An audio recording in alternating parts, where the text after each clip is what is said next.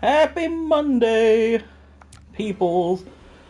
Gore King here with more Uncharted 2. In fact, we actually are coming close to the end of this happy little game. The Ungay Accumulation Part 16. Vex, I'm so happy to see such a classy individual as yourself. Welcome. And Admiral Teague, how you doing, man? Good to see you. Alright. I actually always thought this was really neat, this little shot here.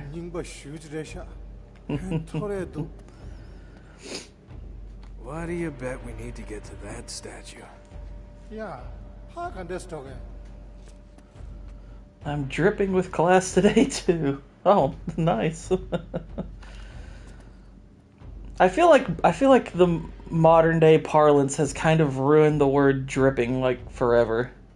Or at least for a little while. How am I doing today? Actually, it's funny, Vex. So obviously you know that I just bought Jensen, stand on that other switch. I just bought DaVinci Studio. So I've only recently downloaded 19. Yeah, flooded doesn't help, Teague. But apparently they've just released or are getting ready to release 20. And apparently 20's pretty insane from what I'm starting to hear about it. So I'm like, oh, okay, cool. That's pretty neat. Like, apparently it's got some pretty awesome features. Like, I guess I'm glad that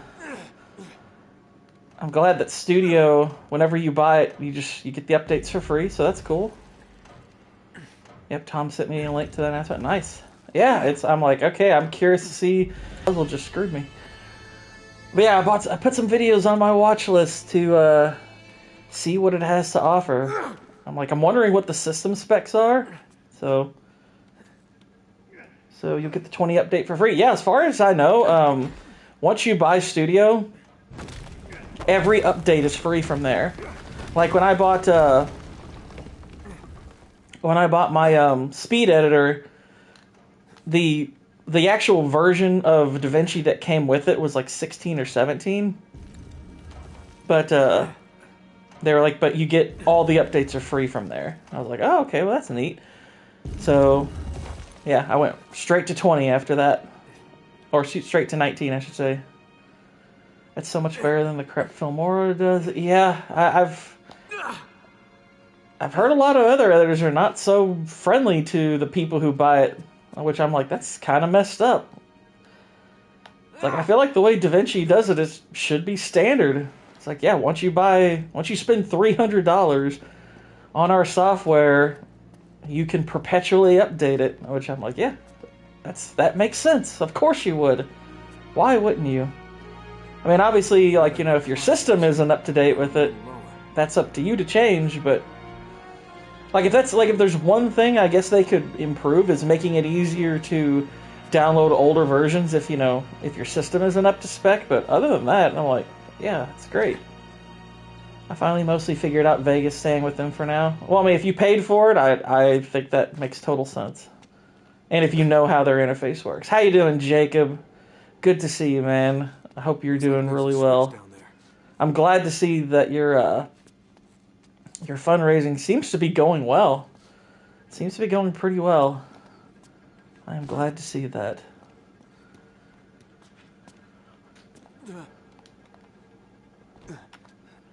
Hold the lever. Tenzin, pull that switch. Yeah, Tenzin, come on. Listen to the white man. Now we're talking. Don't you know that this white guy is the savior of this game? It's not that complex. I just use white savior and complex separately. I'm such a stinker.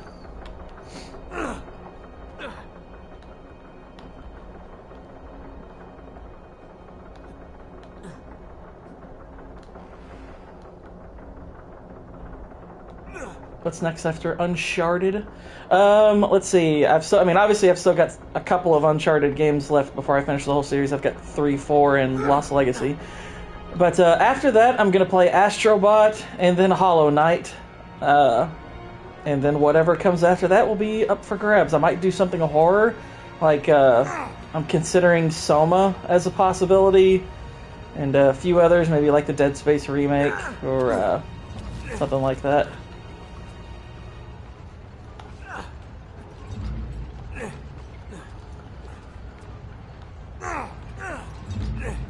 Or who knows, maybe by then I'll understand how to use OBS for my Steam games, and I'll say this, if I figure that out, after Hollow Knight I'll probably do the game Faith, because I played the first chapter of that, and it's really awesome, and I was like, okay, I had the idea of maybe, like, recording my audio for it, like playing it solo and recording my reaction, but I'm like, I don't react that much verbally unless I'm talking to people, so I was like, nah, I'm not gonna do it that way.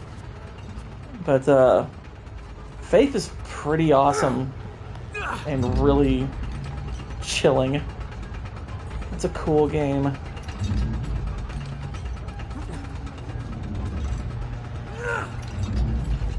I need to figure out how to do that right, because I've got a lot of Steam games that I would very much like to do live.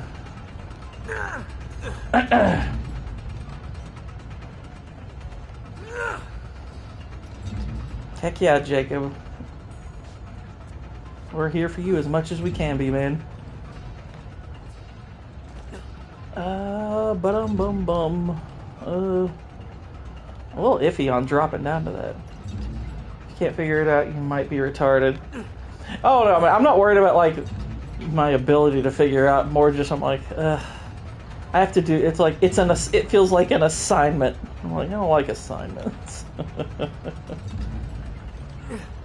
It's part of why I just decided, you know what, I'm not gonna oblige myself to cover modern movies.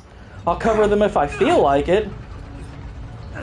But I'm like, I'm not just gonna cover modern movies to cover modern movies. That feels like an assignment, and I hate doing that.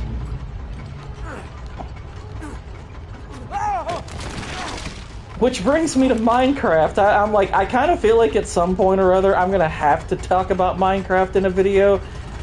Probably not necessarily soon, but at some point, because I'm like kind of genuinely like annoyed at that movie. Like it's been a little bit since a movie has upset me as much as this movie does.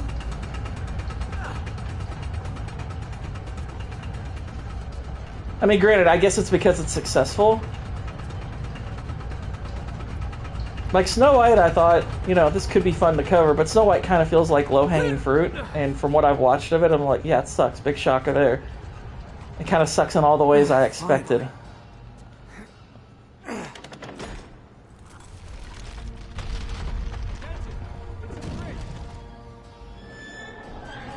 I expected Minecraft to be bad, I didn't expect it to be as bad as it is, and I didn't expect it to be... I want to say as popular, because I actually figured it probably wouldn't make money, but at the same time, I'm like, it has... It's that weird thing where I'm like, usually if I think a movie's bad, I can still kind of put myself in the headspace of somebody who likes it and understand why they may feel the way they feel. I'm having a hard time doing this with Minecraft. Like, I'm having an actual hard time figuring out why anyone would like it. And I think it's really bad for video game movies. Guess I'm doing it the hard way. Like, I've pretty much lost hope in the idea of getting good video game movies at this point. I'm like, well, if this is all they have to do to make money, well, that's all they're going to do then, isn't it? Like, I kind of had this fear with the Mario movie, because I thought the Mario movie was fine, but just kind of mediocre, and I was like, I really hope this isn't the standard they feel like they have to meet. I hope they reach a little higher than this. Now I feel relatively certain they won't. because they don't need to. Nobody's gonna make them reach any higher. If you hit the right member berries and it looks flashy, that's enough for people. And I'm like,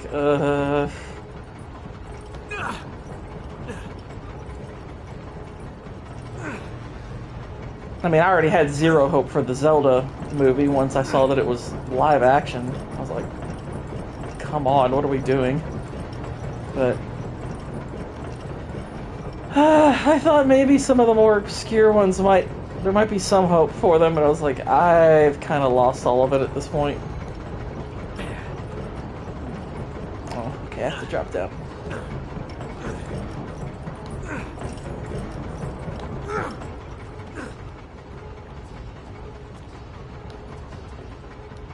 Okay. Swing over.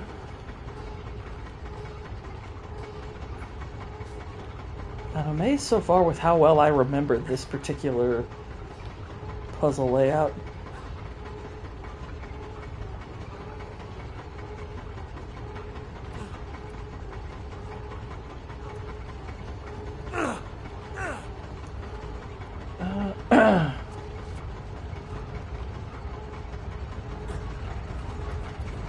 I mean, you're saying that, Vex, and it's like, it's not that I don't believe you or anything like that. I'm having a hard time seeing where it is.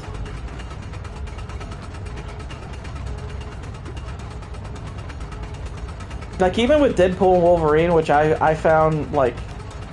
I mean, obviously we agree on Deadpool and Wolverine being bad. I can still understand what people, like, why people might have had a good time with it. Tenzin! Let's recreate old 20th century German architecture. We'll start with the 30s. Like, no! Don't do it.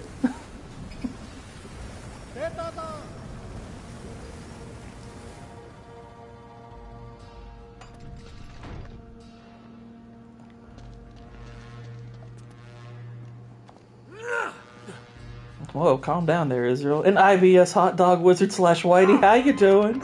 Good to see you, man. What do y'all think of the new Superman clip? I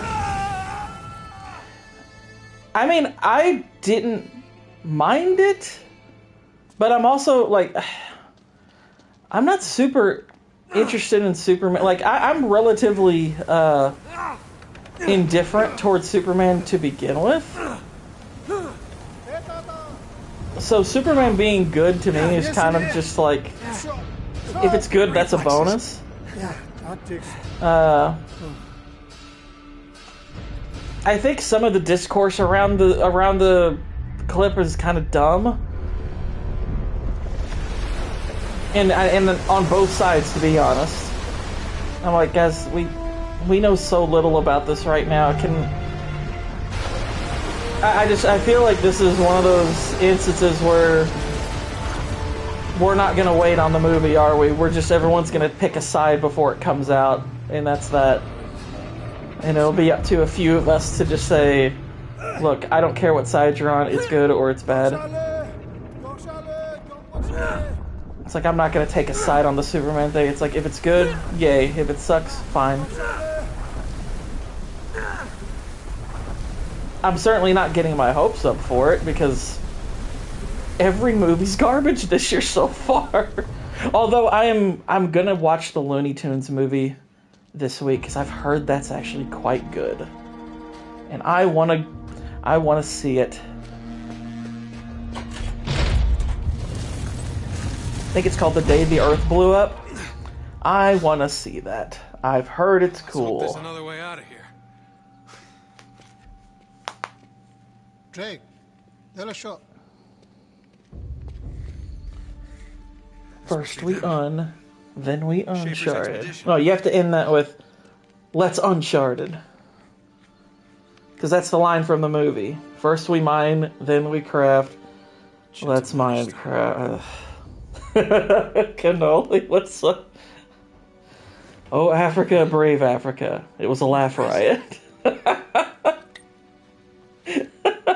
I love that line. Hello. Oh my gosh, American Psycho is so funny.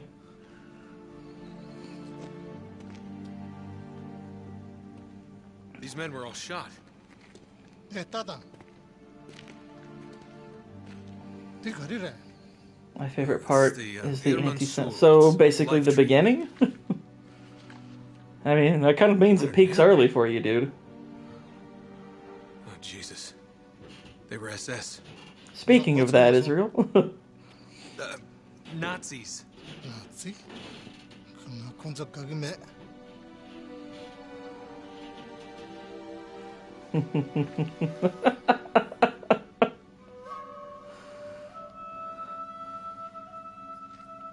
What would a man become?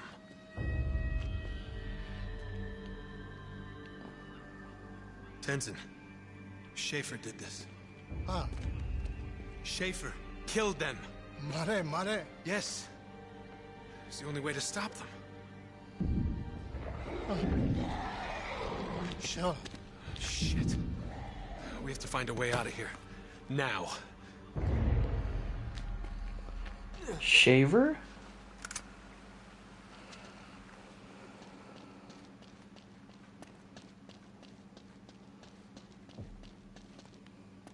Hey, there's a switch.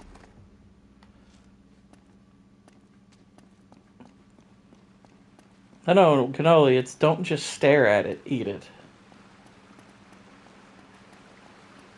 Don't just stare Get the at it. hell out of here. Look, there's a switch. It's $449.99. There you go. What is your interpretation of American Psycho? Do you think Bateman did the killing? Heads up!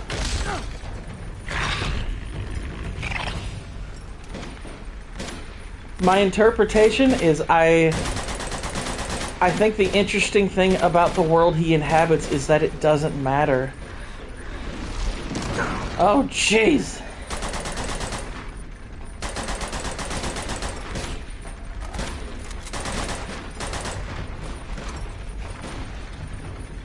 I think it's the most fascinating thing about the movie is that he inhabits a world where whether he killed or not, it doesn't actually matter.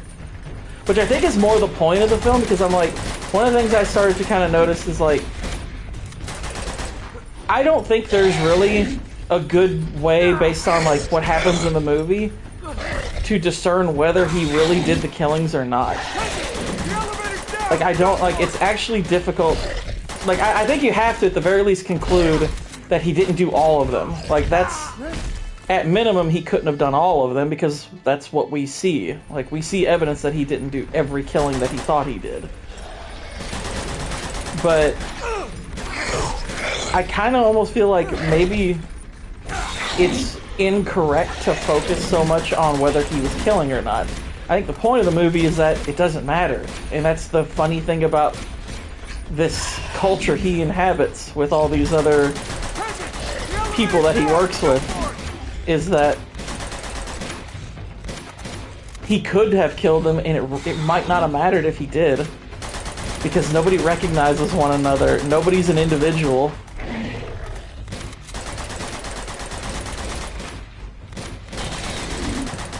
Man, I think that movie is so fun and funny and like really smart. Like it's not perfect, but it gets kind of better every time I watch it. Jeez.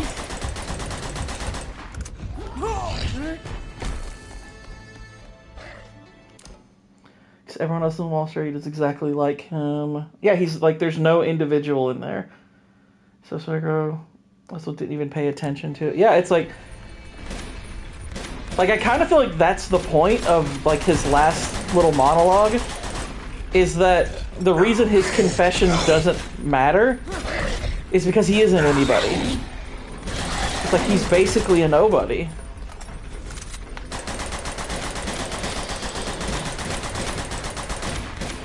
Patrick killed all of them in a partial attempt to free himself from his boring life. But because he managed to blend in so well, no one believes him. He's stuck now. Yeah, I think that's a really good interpretation of it. I think that's pretty in line with what I think. Is that in this desperate need to compete and in the margins, there's no individual amongst them. It's like it really doesn't matter if he killed or not. Maybe he did, maybe he didn't, but it's like, does it matter? It's like nobody sees him as anything other than just, you know, just another one of them.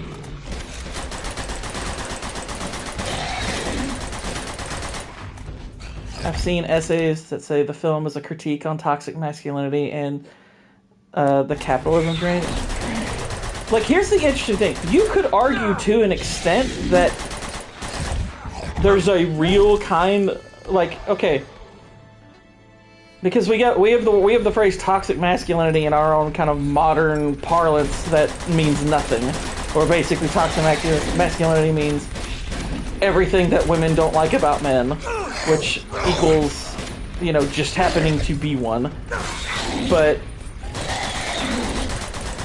in the year 2000, where this came out, you could argue that, you know, the movie very much has a lot to do. You could argue that a more literal, properly defined version of toxic masculinity is a part of it. Like, basically, it's like if we take all of the worst instincts men might have when competing with one another, and we dialed them up to 11. Basically, you know, it's like we, you know, I would like, maybe a better way of putting it, it's kind of more of a critique on yuppie culture than anything else. Because there's other movies that do this too. Obviously, Boiler Room does that a lot. Where you get caught up in this kind of, you know, crazy competitive, like, rat race. I don't know if, like, maybe masculinity is not even the best one, because, like, women could do the very same type of thing, just in a different manner.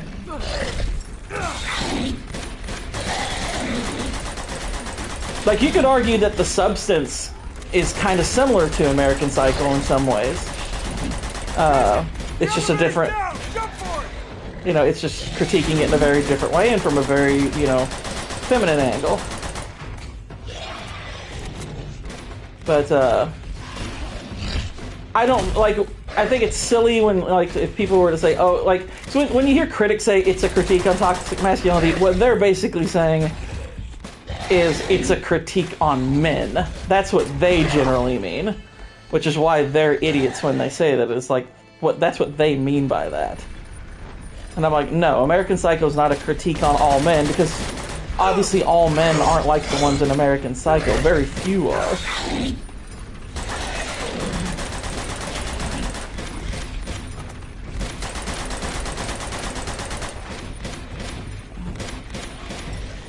Boiler Room and Wolf of Wall Street are about the same scam. I mean, yeah, it's like, I know what they're more or less covering as far as, like, plot-wise and everything, but I'm talking about, like, some of, like, the thematic elements is more what I'm looking at on that one. Not saying, like, that's the whole movie or anything.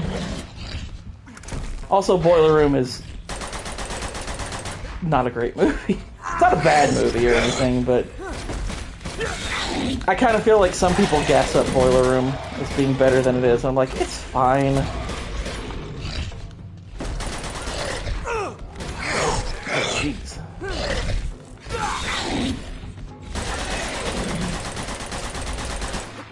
Like, Boiler Room has cool moments in it, but I mean, there was a factual event that's fair. No, I know that. I know that. I'm just saying what I'm talking about is just more thematic elements. Did you catch the new Mission Impossible trailer? No, I haven't watched it yet.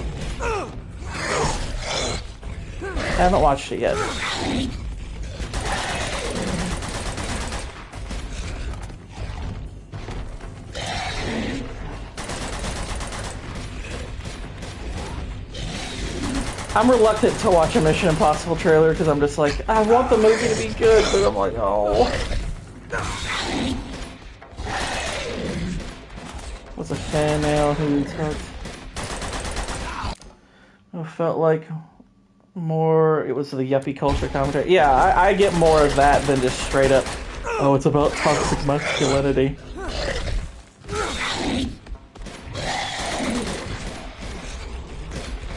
I think you just need to up your media literacy. Obviously, that's the problem. Media literacy.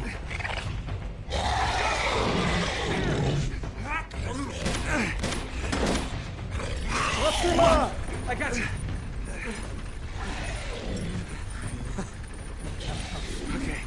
Okay, we made it. We're almost out. Oh my gosh.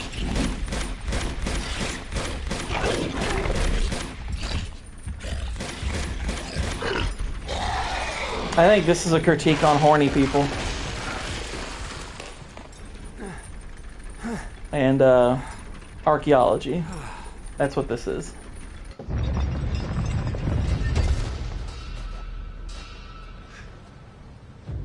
You okay? Whoa there. You're more unprincipled and mean things done in pursuit of money for the sake of having it. There's sauce. Emma. And what it does to your brain. God. Uh, What happened? It's Lazarevich. They found us. to some extent, I would I say. don't know. Schaefer's got her. Most I don't know Schaefer about, like, I don't think Americans to be honest, money actually isn't brought up all that often. It's more Stay here. what money buys. Come on.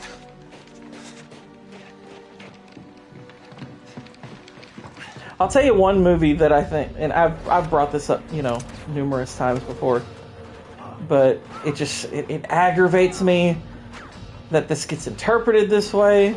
It's so wrong. It's such a wrong interpretation of this. But when I hear that There Will Be Blood is about greed, I'm like, no, it's not. That is not what that movie is about at all. Greed is hardly a factor in American Psycho. Or There Will Be Blood. It's hardly a factor. I think saying it's about greed is like the most low-level interpretation you could have of that movie. I'm like, they see it. It involves a guy who is making money. They're like, oh, it's about greed, and it's like, no, it isn't.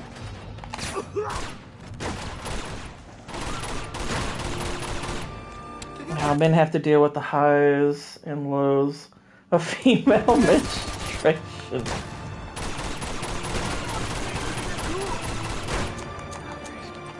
If only, Max. Now we're talking. There we go. It's about being only okay at designing technical imperfection. Everything makes us under thought. I don't think that's what that movie's about. Coming handy. No, There Will Be Blood is about pride. Like, the worst form of pride is what that movie is about. The consensus about There Will Be Blood, it's about the relationship between capitalism and religion. Yeah, it's not about that. I think that's one of the... I've heard that interpretation so many times, and it irks the crap out of me. I'm like, no, it's not. That movie is about the worst form of pride, and I'm talking about the kind of pride you read about in Scripture. Like the kind of pride that damned Lucifer, the kind that where individuals devour one another to get ahead of them. Just because it's like, I mean, like, it's kind of all in his speech to the guy portraying, you know, who's pretending to be his brother. Where he's talking about how he hates most people, he wants no one else to succeed. It's like, that has nothing to do with money. He wants to get everyone out of the way. Like, he even says, he goes, I hate most people.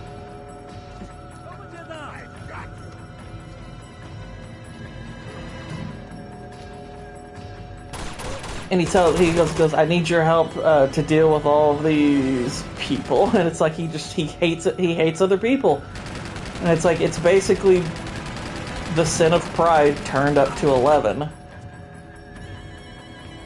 And there's a lot of really fascinating things. Like, now I'll say this, there are definitely some interesting, like, kind of religious themes that you can get from the movie, but it's not a capitalism versus religion discussion. That's not really what it is. Because I'm like, because Eli's character is similarly proud. I mean, like, to me, he makes that particular thing I'm talking about far more obvious. Because he is very much a false teacher. I mean, that's what Daniel makes him say about himself there at the end. It's like, I want you to tell me you're a false prophet, and that God's a superstition. It's like, he's not telling him to say God's a superstition because he believes that. He's like, I want you to tell me that because I know you believe that.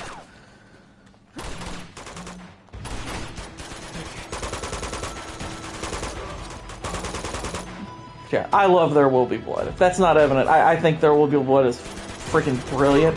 I love that movie. I think it's a fascinating film, and yet I'm frustrated because I feel like almost every time I hear somebody talk about it, I'm like, you're not watching the same movie I'm watching.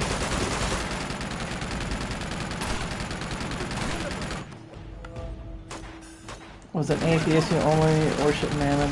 Well, to me, it's like, it's not like at the end, it's like, I don't think Daniel's views on God are all that relevant to him. Like, I would, generally speaking, I would say I probably would agree he's an atheist. But the point of him talking, telling Eli to say what he says has nothing to do with his own beliefs.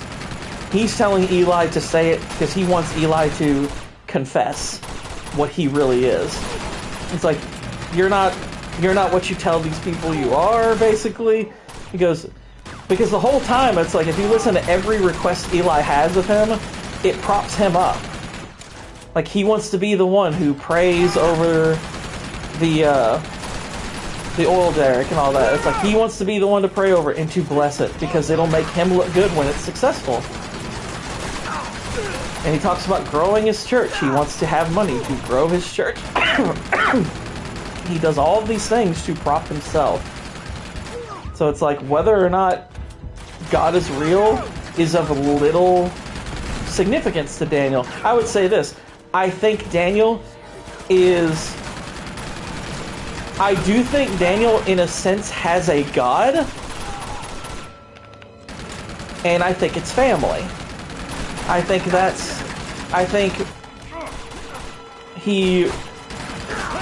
does, I mean, because a lot of people will debate whether or not he actually loves HW. And I'm like, I absolutely think he does. Now, it's a self-serving kind of love, but I do believe that Daniel sees family members as kind of an anchor, like kind of a stable element against other people.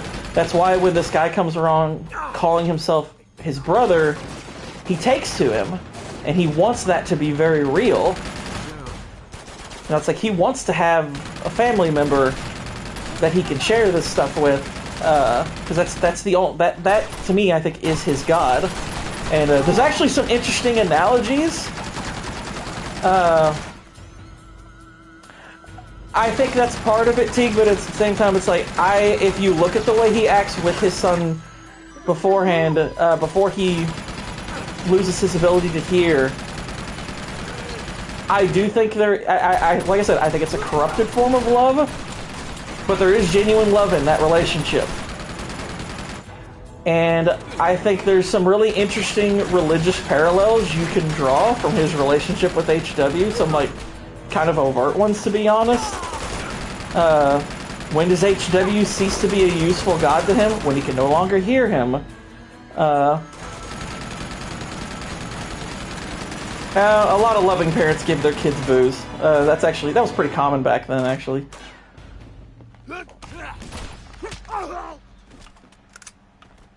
That was fairly common back then. I'm not gonna give him too much crap for that. All right. But there's a lot of really interesting things you can draw from that relationship, and then later his brother. And if you look at the way he reacts when he finds out that guy's a fraud, he's furious and he kills him. And it's like it's like that genuinely upset him. I don't think he's incapable of love. Because it's got to understand, it's like we have to look at this character being on an arc. I think it's like if he's the same person throughout the film and therefore incapable of love, it's like, that's not much of an arc. That's not particularly interesting.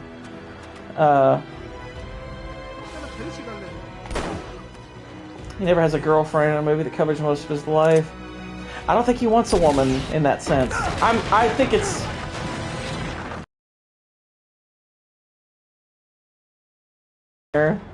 But we don't even know that, really.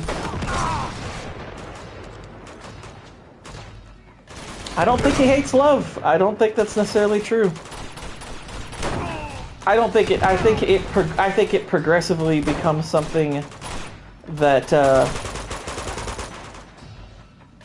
I think it progressively becomes something that he rejects more and more. But like if you look at the last interaction between him and HW, it's like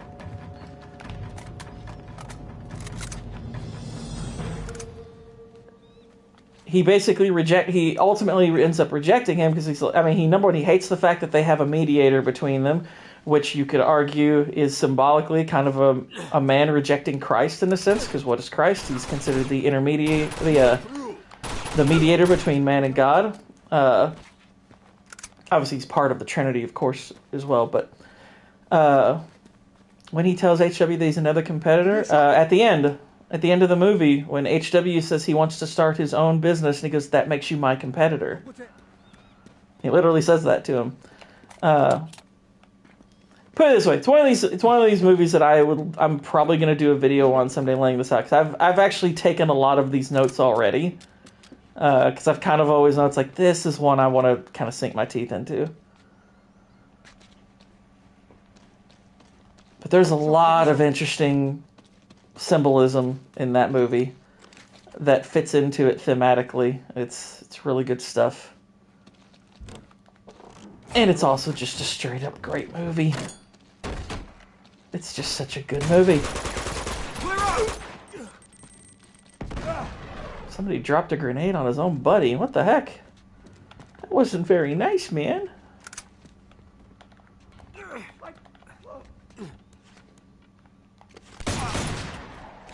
Ha, killed him.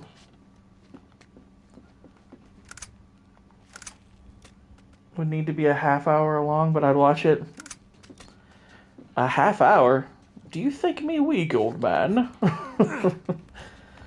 I think There Will Be Blood video could be significantly longer. I've done longer than a half hour before. I think There Will Be Blood video would probably be longer.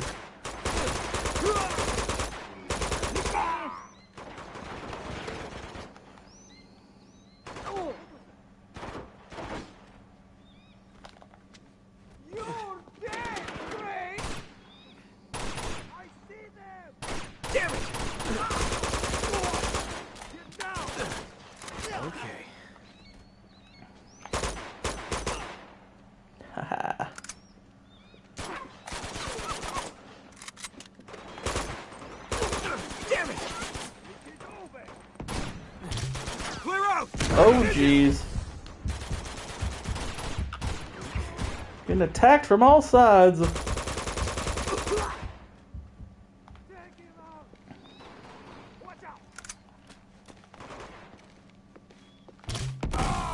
Got him! Oh, jeez.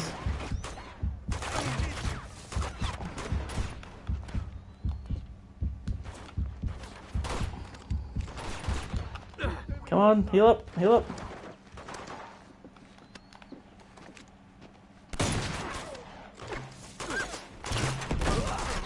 Ooh, right in the face. And the character name and all these responses.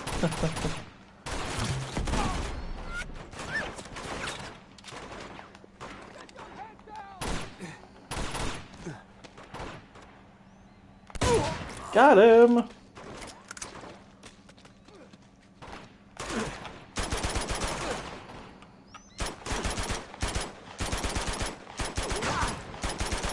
Uh-oh.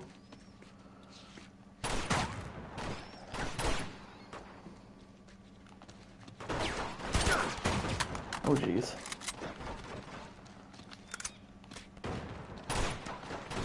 Oh, crap. Where'd that guy go? He's covered in armor.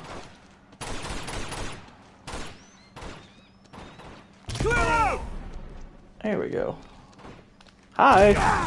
Bye. He didn't die. Oh, my gosh. Okay, now he died.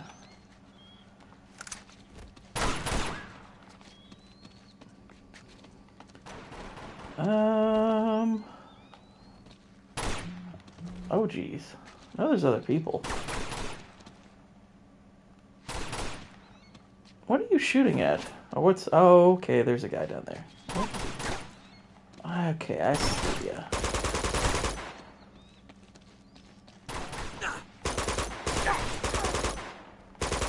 Take that! You passive maggot. Alright. Treasure! What the heck is that? A Bell Thogchag. Okay. Somebody look up Thogchag. I want to know what that is so I can figure out if that's something I should add to my daily vocabulary.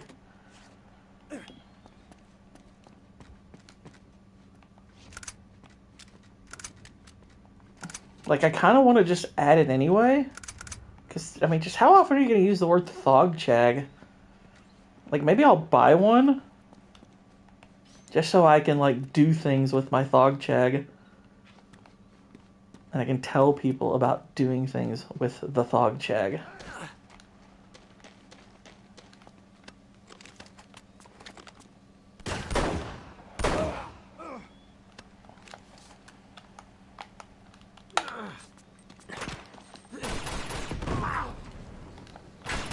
Hagyo!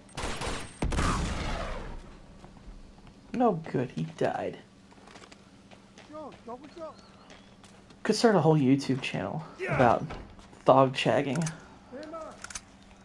Whatever that is.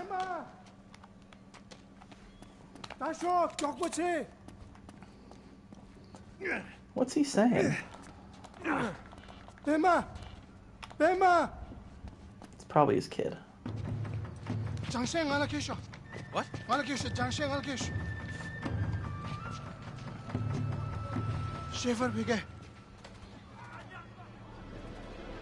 Worn as amulets by Tibetans, specifically people of the Himalayan regions, for spiritual protection and healing. So I could buy a Thogchag, and I could like do like day-to-day shorts telling you if I am progressively being healed,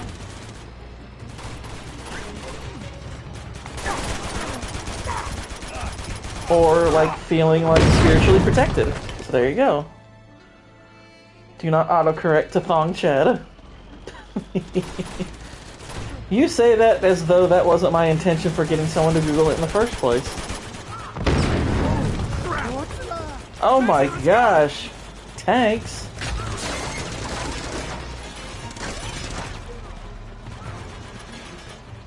Oh jeez. I'll be right here.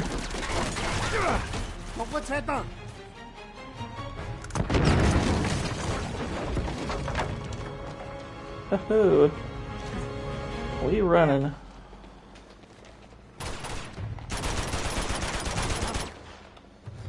You can't spell gourd with Satan? What?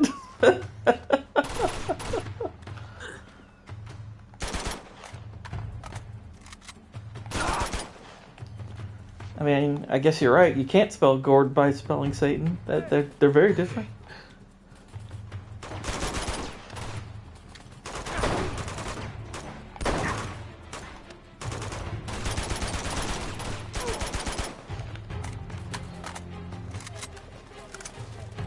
Birdies.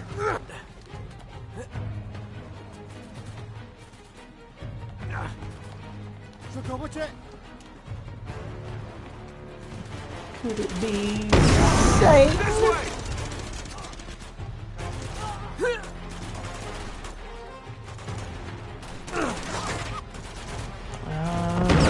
Whoa. Oh my gosh. This is the tanks I get?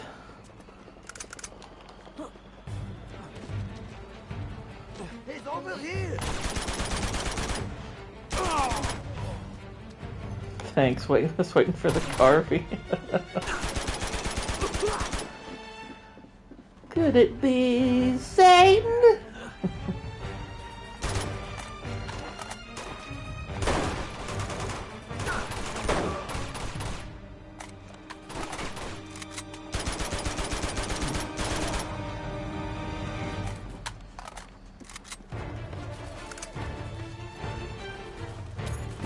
Oh, good. Treasure.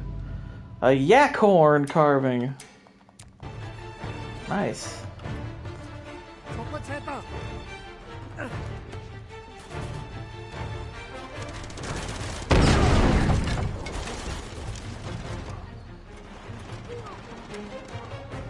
I'd like to play this game with infinite grenades. That actually probably would be fun.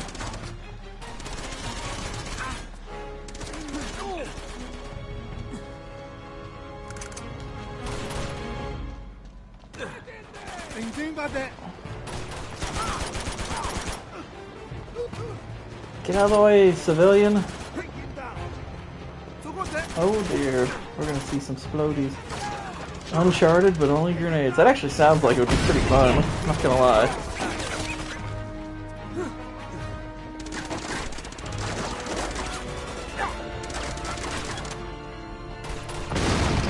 Close quarters would, yeah. Well, I mean, because you technically can still punch. It's kind of hard to get rid of the punching, but...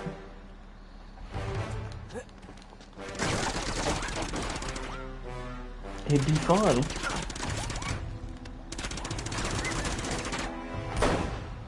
Alright, that guy's done.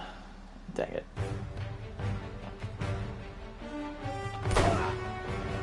Grenade punch would be so cool. Kinda would be, wouldn't it? Really? Tenzin can just cross the street like that?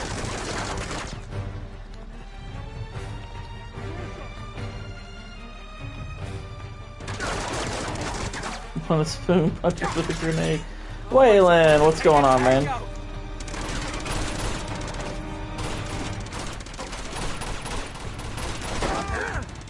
Oh dear, I'm in trouble. I'm in trouble.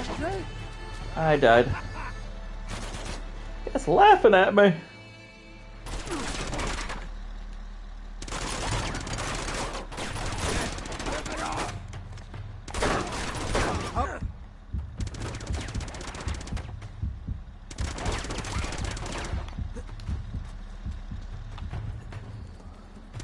Shit. Your brother laughed. What, grenade punch? He should laugh, it's funny. RPG! RPG! No! Action platformer! Action platformer! RPG! Hey, go shot.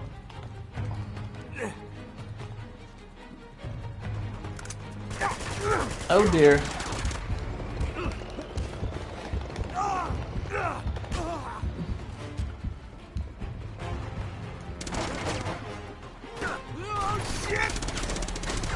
Oh dear. Oh, I fell right on the tank.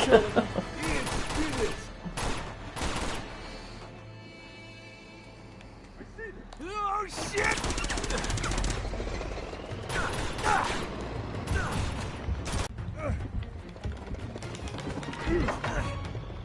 Push! Oh dear.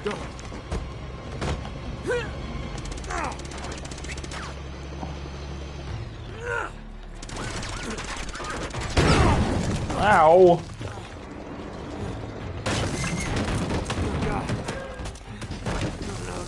No. Tenzin! We're moving.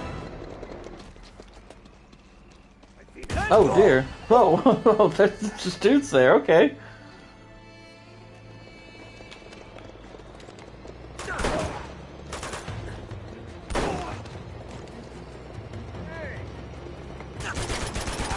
Where the hell did he go?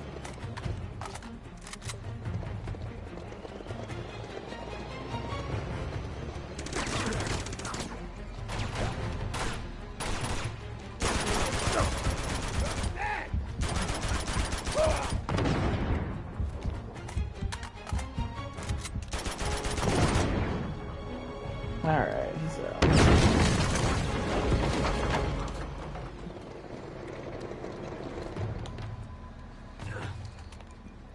Alright, let's go around here. There we go. Tenzin! Where the hell did he go?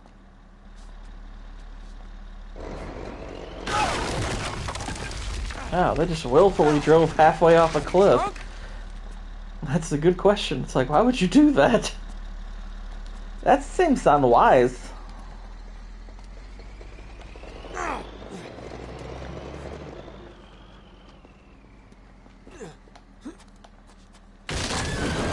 Oh my god. Ah! Tenzin, thank God. Where the hell did you go? Russia tank drive you. What about Tibet?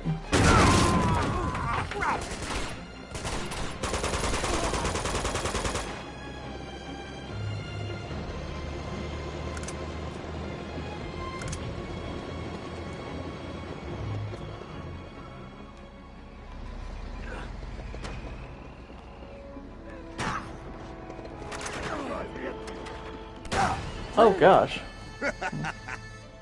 That's not funny. Cord told me to clean.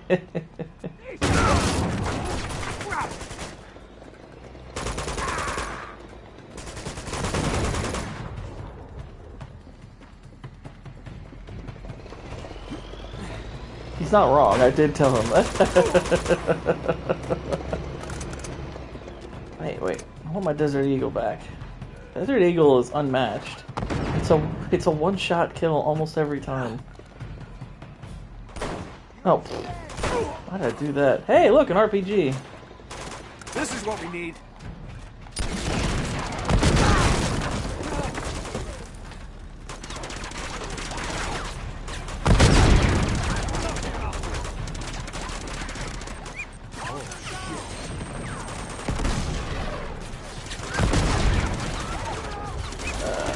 Oh gosh. Ow! Why does he gotta sound like an ape when he says it? You lose! It's like, okay, calm down.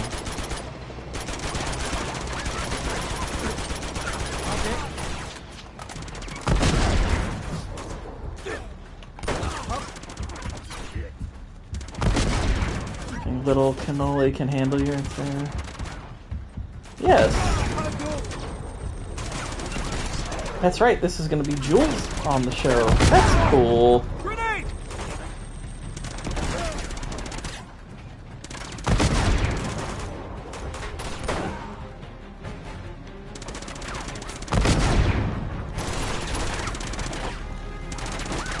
I should put a tariff on PlayStation games. I heard Japan is already ready to go to the negotiating table with the US on tariffs. Here's the thing though, I don't like I tend to agree with the person in the video that Vex sent. I don't think they're charging $80 because of tariffs. We've been hearing about video game price increases for a while. Tariffs are an excuse. I don't think tariffs are why the prices have gone up. I think Nintendo's being greedy. Okay, well, can't jump down then. Alright. Alright. Alright.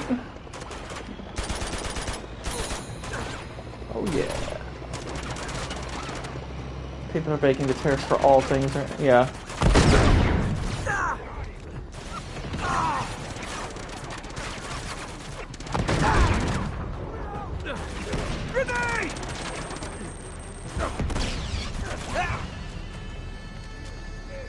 Tariffs are why Drake just died. Friggin' tariffs. That's what I'm gonna say every time I die. It's like the new thanks Obama. Ah! Got him with my tariff shooter.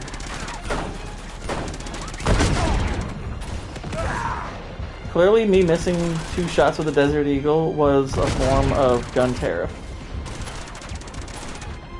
It cost 3 times as many bullets to hit him. Haha, hit him in the nuts. Hit him in the nuts! Your son turned gray, or your daughter breathed only infant tomorrow. I'm not gonna... I hate stupid hypotheticals. Come on, Israel, you know me well enough to know I hate those kind of hypotheticals. I find them annoying and stupid.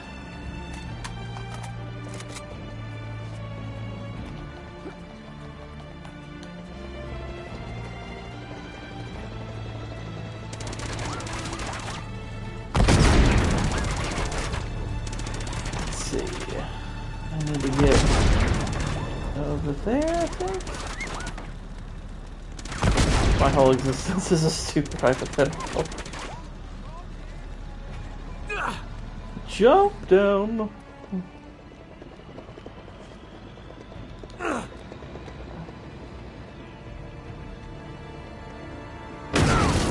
Holy crap. This guy's all up in my business.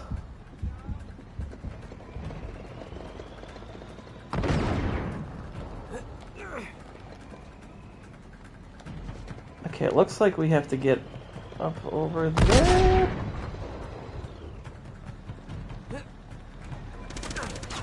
Nope, that's not a good way. I don't think we can jump onto the tank from here. That doesn't make any sense.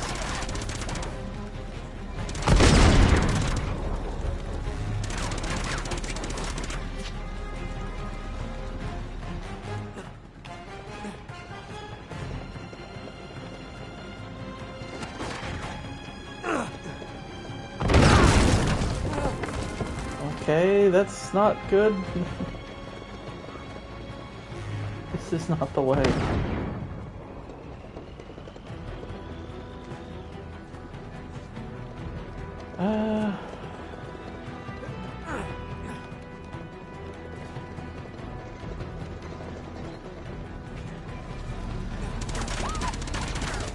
Nope, running along the wall is not going to help. It's going to put me in more peril. It's too perilous.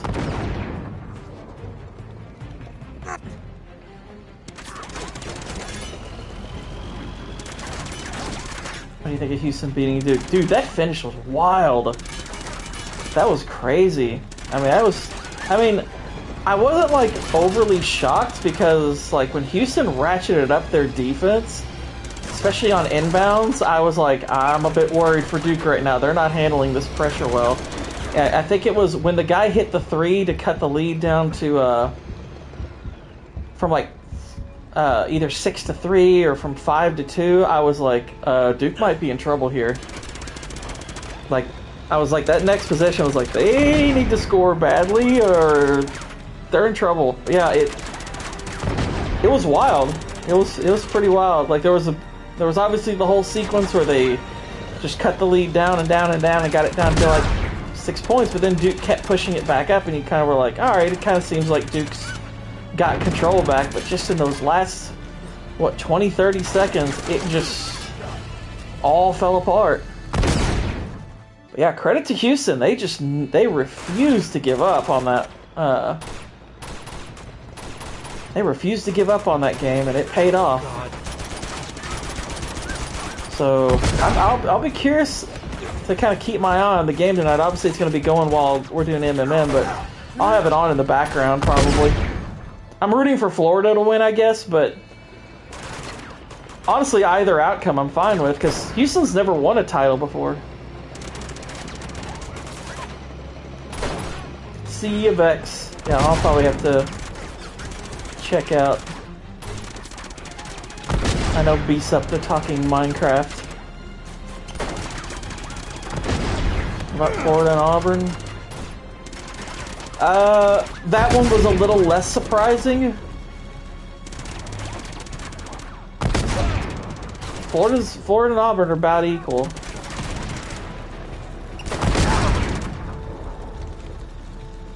And they kind of did it over time, so it didn't surprise me as much. But, like, I kind of thought Florida was going, or I thought Auburn was going to win that game, but, you know, credit to Florida. They put it together. Which, again, I'm glad they did. I was rooting for them, too. Excuse me. But, yeah, I think this, probably not the national title game a lot of people expected, but I think it's pretty cool. I like seeing unusual teams. I mean, granted, Florida's not entirely unusual. They've won a couple of national titles, but they did it in 2 years and then never went back. Well, I think they made one other national title game, but I could be wrong about that. I think they did. I think they did.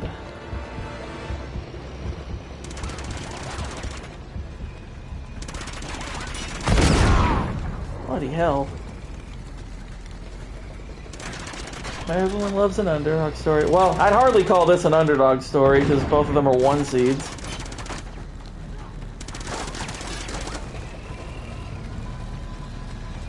That is... Really? I can't... Okay, I guess I can't cross the street. That's annoying.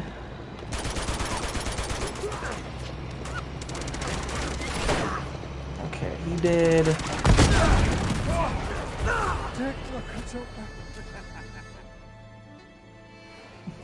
I know the joke you're doing, Waylon. I've seen Parks and Rec bloopers.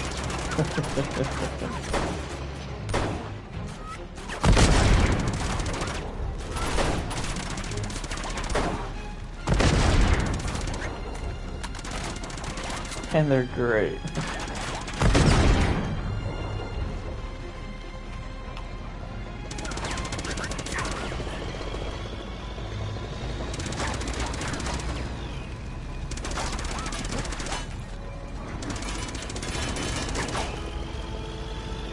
Leave me alone!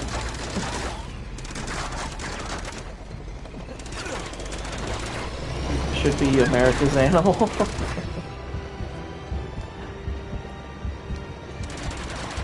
I don't know if I'd go so far as to say I miss Parks and Rec because I didn't want it to go any longer. I think it went the right length of time. They didn't overstay their welcome. Really strong ending to the series. Yeah, I think that's one of the few sitcoms to really kind of hit the sweet spot as far as quality is concerned. It went just the right amount of time.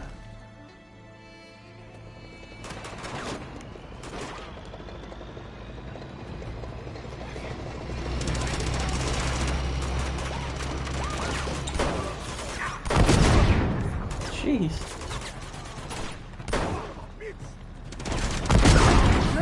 Wow. Just can't make a lot of mistakes on this sequence.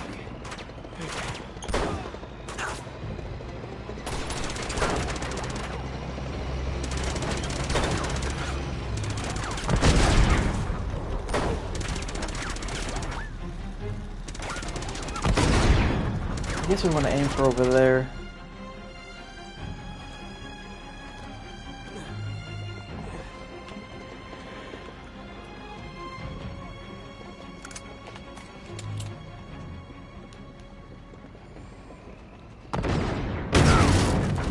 My gosh.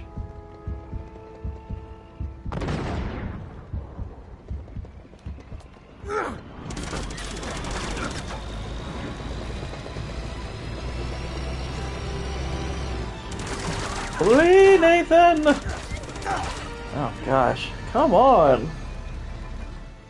Not exactly giving me a good, sensible path here.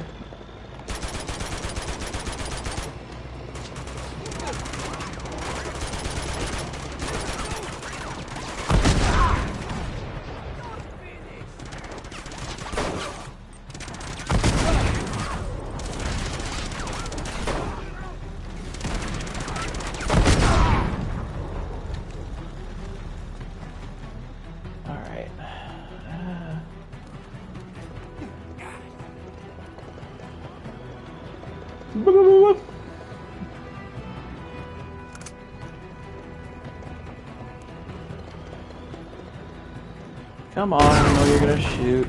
I think of Wayne Gretzky's record be. Yeah, Alex Ovechkin breaking the goals record. That's pretty awesome. That is pretty cool. It's like, well done, Alex.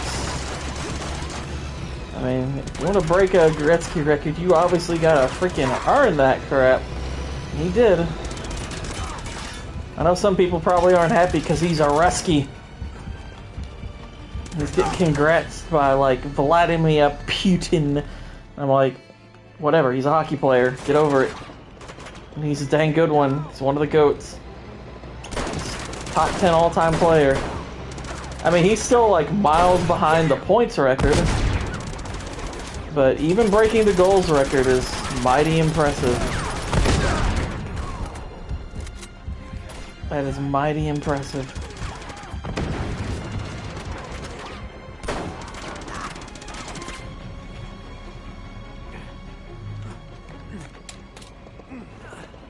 Gretzky's had kind of a stranglehold on the record book for a while.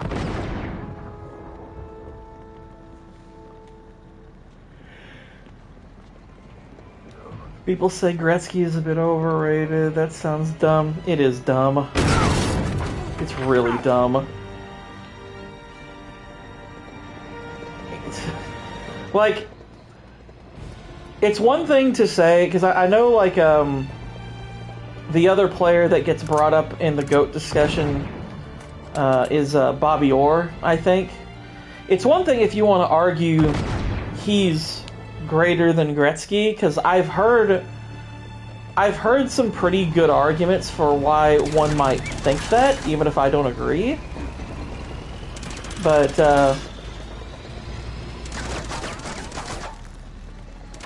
at the very least, I'm like, okay, at least you have some sound arguments. It's like, I don't think they're correct. At least, I mean, is the conclusion, but they don't do the common stupid thing where it's like, you have to tear down the other person in order to elevate the guy you're talking about.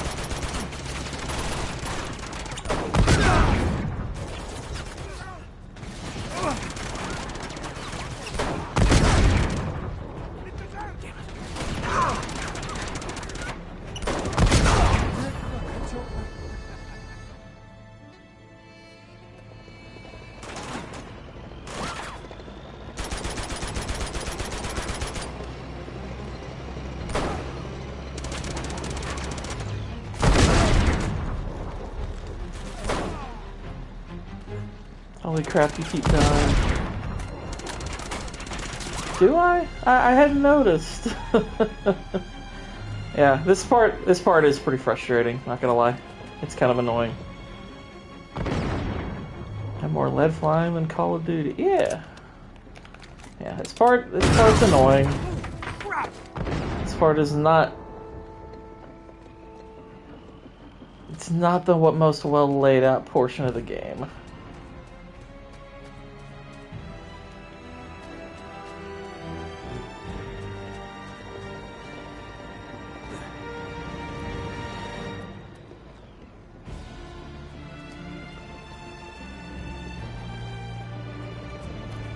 It's the world mission of Uncharted. Kinda, yeah.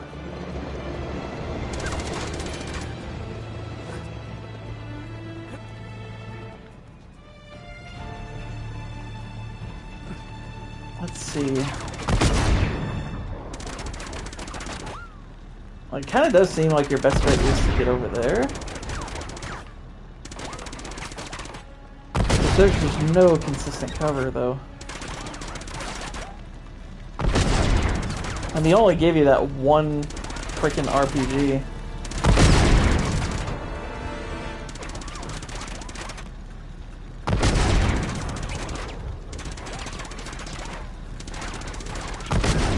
And ultimately, it does seem like you have to get over to there. Because there's nothing that way.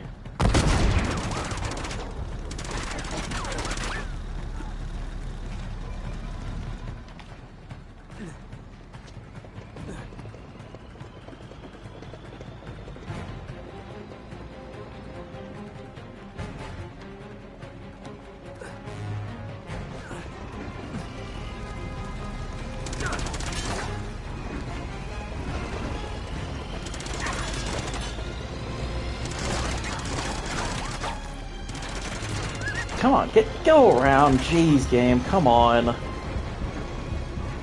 Don't hold me up in those places. It's not a fun game of cat and mouse. I'm just gonna say. Can't you go after Tenzin? Oh, look at it. It just follows you. Jeez.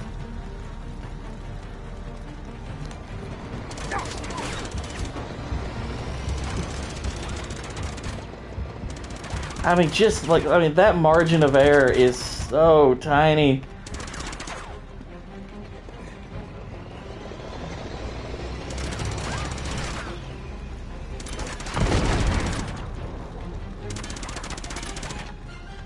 And you can't really fake it out or anything either.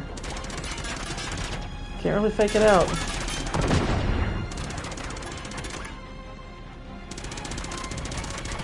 As far as I can tell, you have to cross the street, which is like, this thing's not liable to let you.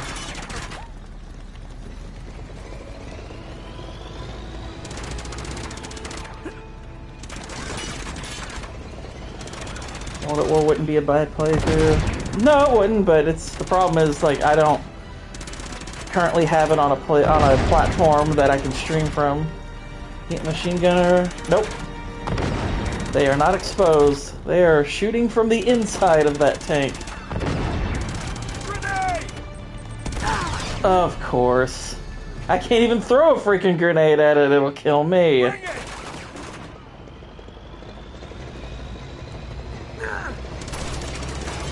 There.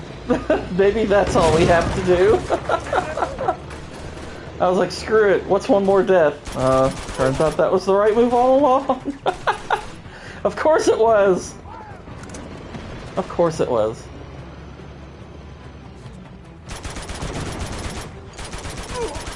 I wondered if it was just those couple of times I had jumped that, Get down!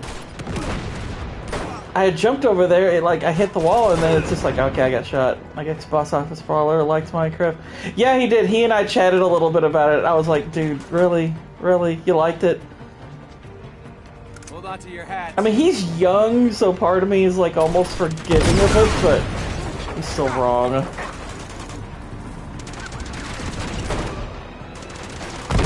Security hacker issues, you've been playing a lot. Really? I didn't know that.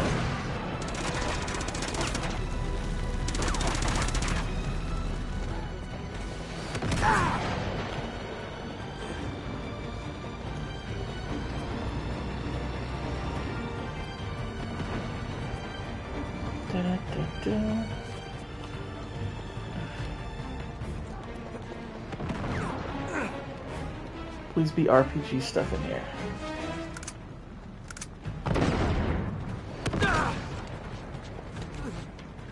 I'm gonna tell everyone you hate block people. Go for it, I don't care. I don't care about those filthy blocks.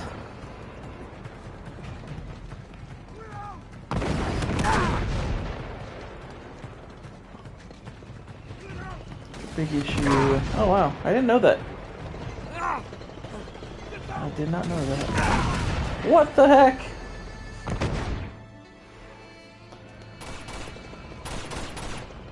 Alright, we need to figure out. Oh, here we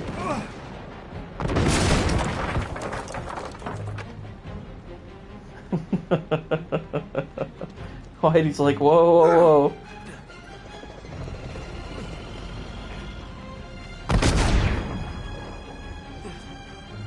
You got missiled. I did.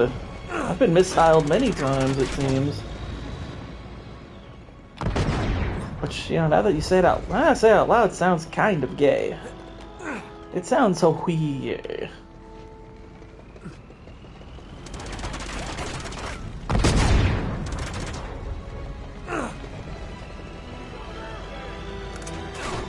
I don't think so.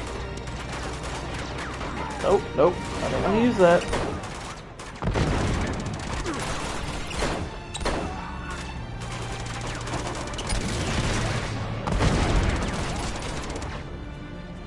Die, tank. Freaking die already. I need to get over there, of course. Of course I do! Attention! Cover me!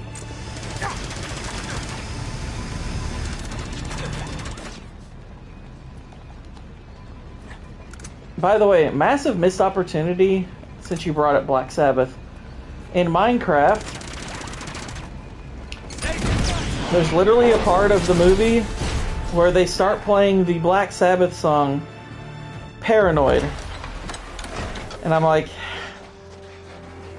your main antagonists are pigs. Is Paranoid the Black Sabbath song that comes to mind? Is that really the best choice? Are you sure there's not another one that might work slightly better? I'll give you a hint. You're at war with pigs. My gosh. Paranoid isn't even a good Sabbath song. Yeah, I mean, it's like a mid-tier Black Sabbath song. It's like a mid-tier mainstream one.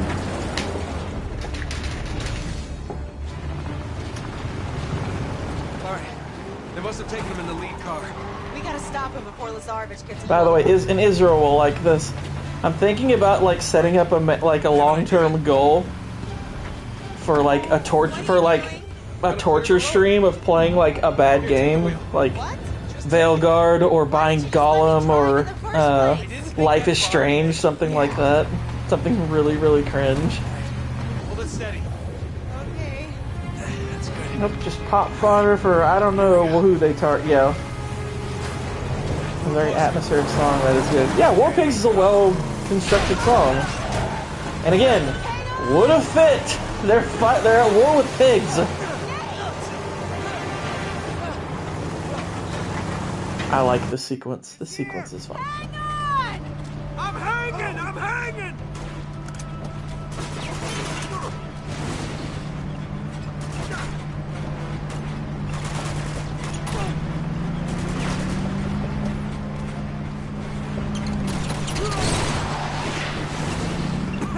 Uh-oh, I gotta get off this thing.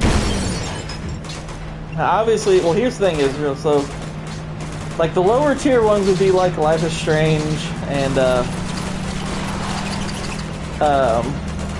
Veilguard, because I actually have those games from PS Plus.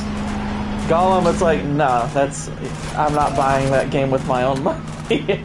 So I would like set that one at like 50. It's like, all right, we'll set that one at $50.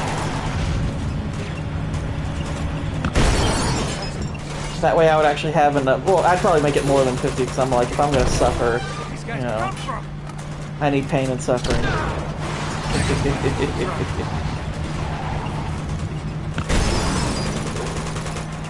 Veilguard.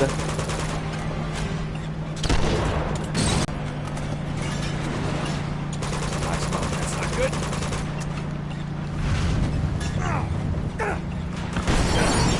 Haha.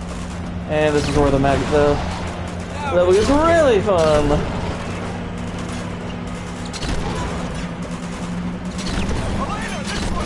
Oh, what? Don't want to shoot at her.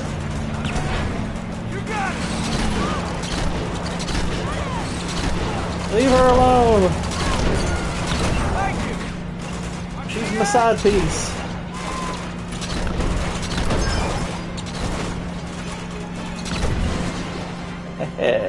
I love the unlimited ammo this thing. And it fires kind of rapidly.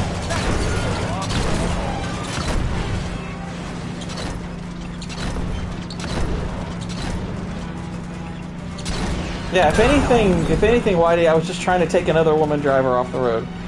Exactly. She drove right into my shot. I blame her. You okay back there? Yeah, there's the lead car. Got it. Your jacket matches the color of the car. That's right, you bastards. We got you now. Oh, crap. Oh, on Mark Brown. Okay, of all the story beats, Let's go. of all the story beats in the game, this one I genuinely dislike. That vehicle just went careening sideways over a cliff. And they got out of the vehicle and just climbed up, and I'm like, what? Come on. I really don't like the way they did that. You could say that. Did you watch So the now after what? credit scene of Minecraft? Yeah.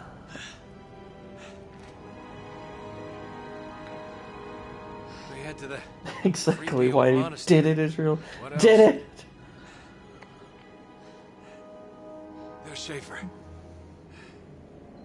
Damn it. What's happening? Lazarevich has him. Oh no. Ugh. That You old ready man for is this? dead. As I'll ever be.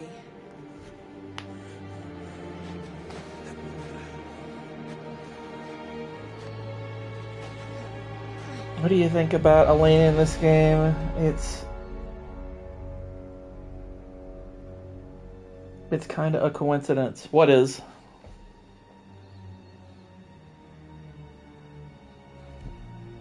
What thing? What's kind of a coincidence?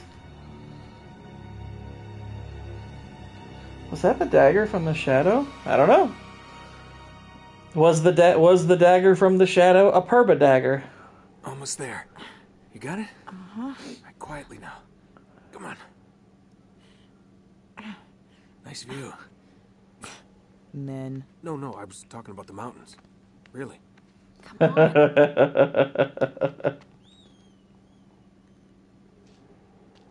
Okay, I thought that might be what you were talking about. Yeah, it is a bit of a coincidence. It is. I don't mind it totally because I'm like, but it definitely is. Keep an eye out.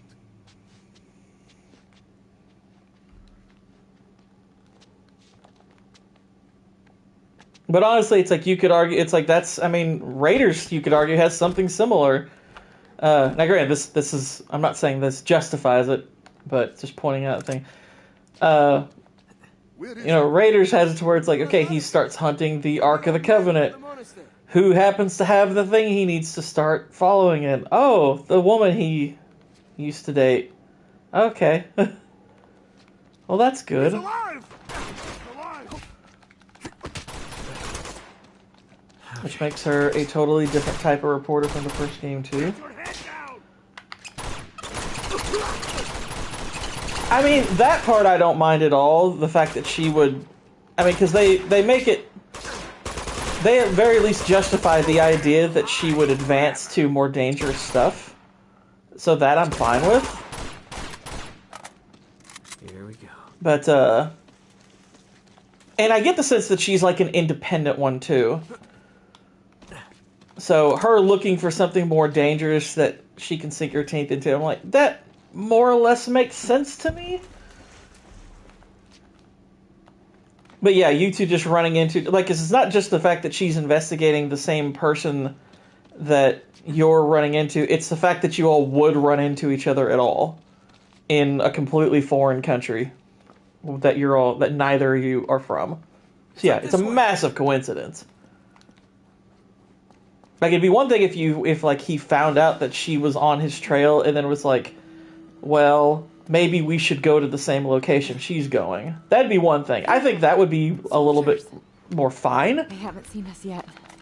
But yeah. I'll take these guys out. Yeah, exactly. And it's a huge city. It's a different country and it's a huge city. It's like, wow, you all running into each other. The odds are astronomical. It shouldn't happen. It's freezing up here.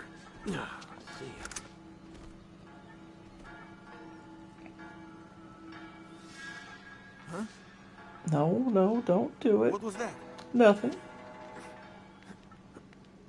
He's alive! Here they Oh, come on. Oh, no, and I think that's totally fair. I'd say, you can love a game and criticize it. It's fine. I think we should be willing to.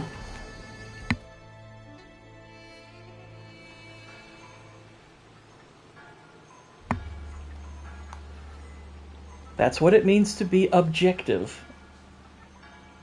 You take your feelings out of it, Freezing up and you here. criticize. Oh! Ninja Drake.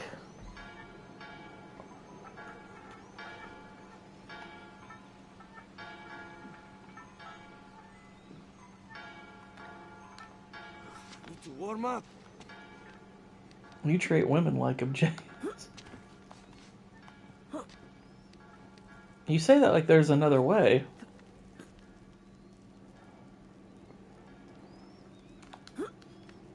Ah. I wonder how much it says about Nate that his moral code is influenced by the women he's sleeping with. That's a good point. Which, granted, I mean, the game doesn't really hide that factor that, like, you know, Elena is kind of his moral compass.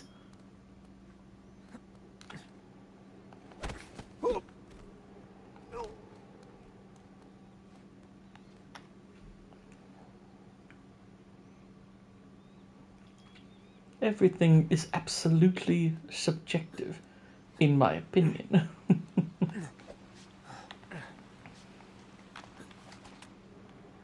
Sad thing is that should sound like, you know, a meme response, but it's not far off the kind of stuff you often do see people say in video essays.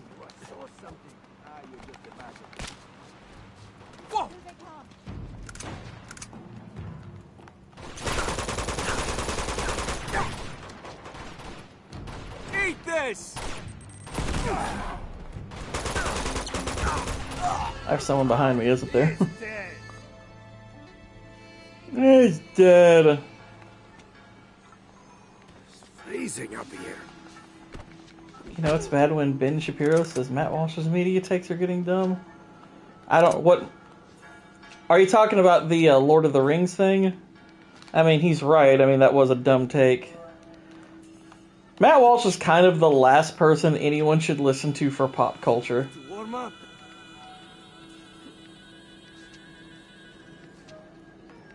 Like, I didn't even listen to I'm only, like, slightly aware of what he said. Like, I know it was something negative, and I was just like, okay, whatever. I'm not going to listen to him, so who cares? But, so I didn't fully listen to what Walsh said to begin with, because I was like, I'm not interested in what you say about pop culture at all.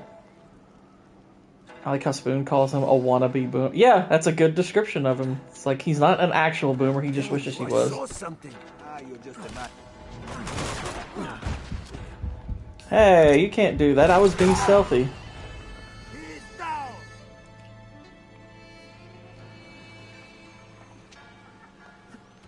Freezing up here. Apparently they're not gonna see the body? Here they come. What? Who saw me?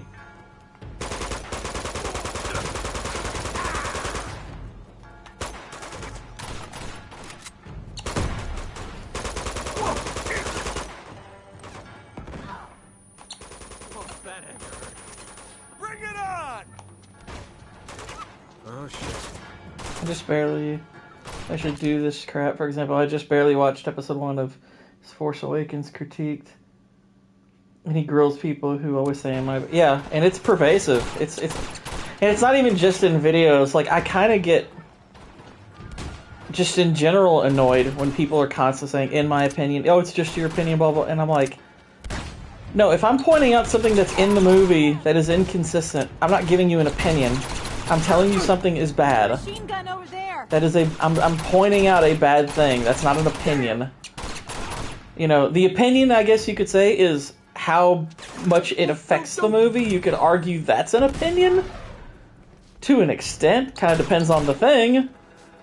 But, yeah, it's like if I point out that, you know, for example, in Rise of the Planet of the Apes, that it doesn't make sense that a doctor is that a group of doctors are literally putting in aerosol form a virus into a monkey which has effects on could have effects on humans. They don't know, actually. Their only protection from it is a mask. And when one of them visibly loses his mask in front of everybody, their response is just, oh, you okay? And I'm like, no, you would quarantine him. Number one, you would have far better protection than that. you would quarantine him. Okay, so pointing that out, it's not an opinion that's bad. It's like, that's bad. That's really stupid. And I like Rise of the Planet of the Apes, don't get me wrong, but it's got a lot of problems too. That movie has gobs of problems. Like, of the 3 movies that started the reboot of that franchise, easily the weakest one. It's like a 4 out of 5 or 10 at best. That movie has gobs of problems. Probably the biggest problem is that so many of the scientists are just retards. Oh dear, that was not good. And you lose!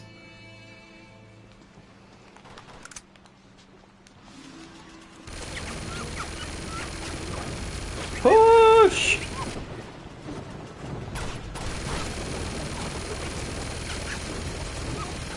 Yeah, people get...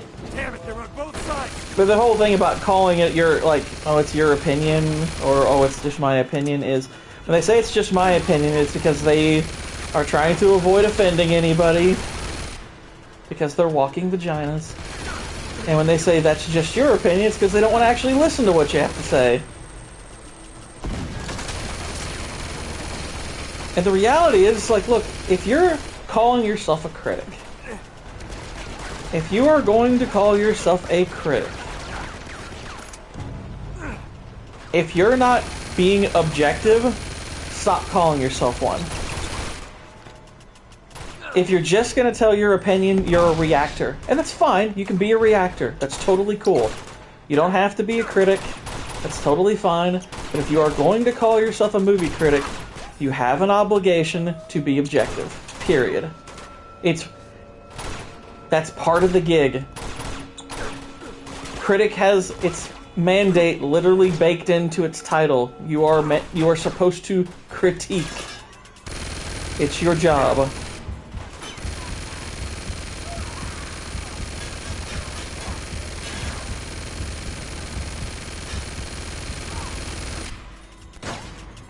Oh dear.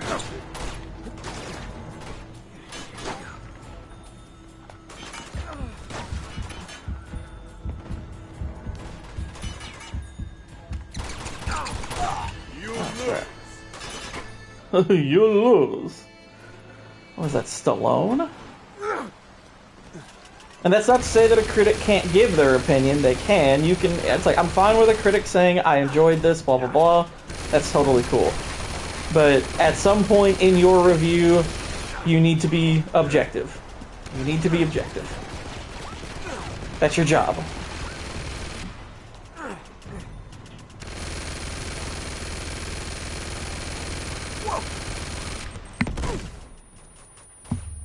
Needs more cake. Hey. It's gonna blow! Elena is not about cake.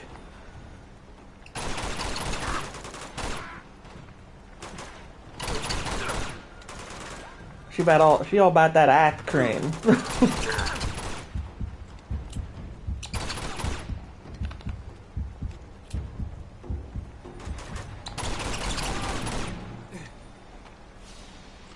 I love my aim while hanging. It's so good. She's last year's cake. Yeah. She's, in VeggieTales parlance, she's yesterday's ducky.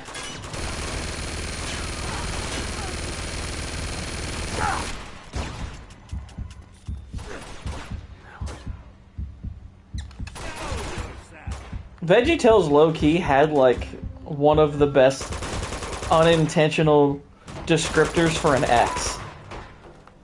If you watch the episode King George and the Ducky, which is basically their version of David and Uriah, his advisor's telling him, but he goes, Your Highness, but you already have quite a few duckies.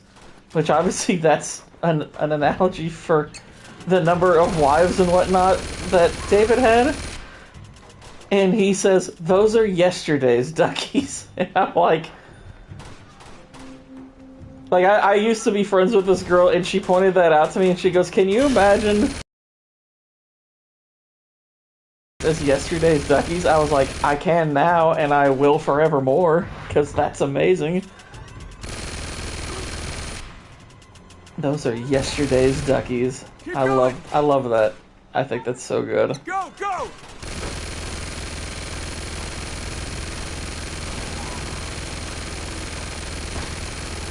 Leave my cake alone.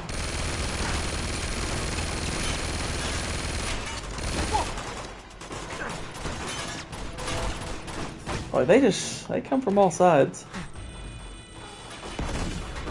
That sounds dirty, actually, now that I say it out loud.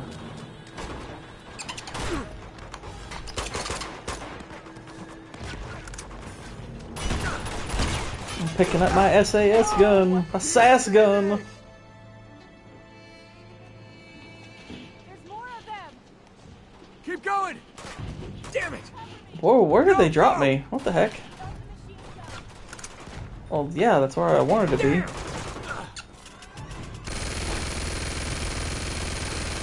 Like shooting fists in a barrel? What the heck? There's more of them. Keep going! Go, go!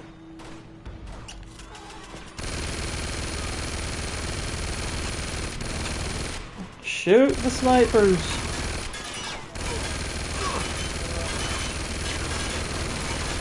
Mow them down!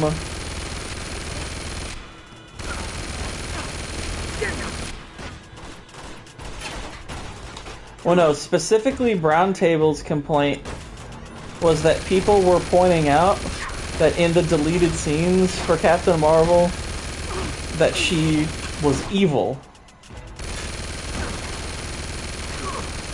Like, cause he actually said, he did a review of Captain Marvel, and his review, I think, was, I want to say kind of ho-hum on it. Like, he did, I don't remember if he particularly liked it, or he just thought it was okay. So he actually had some critiques of it, to my understanding. But he liked the deleted scenes, and he didn't like that people were talking about the deleted scenes and pointing out that she's kind of evil in those scenes. She threatens a man's life and steals his stuff. Yesterday's Duckies, I don't get that reference. It is from King George and the Ducky, an episode of VeggieTales, and it is their take on King David and Uriah, and the Duckies represent his wives and concubines, David's. So calling them yesterday's Duckies, that's basically what that would mean. And I think that's hilarious. Okay, let me see something real quickly. What time is it? It is 4:41, so yeah, we're still good. I don't know if I'm going to finish this on this stream. I'll probably finish this on the next one. Looks like that beam's the only way across. But, I think I see a rope down there. Okay, sit tight. I'll go down there and throw it up to you. let's see. Okay.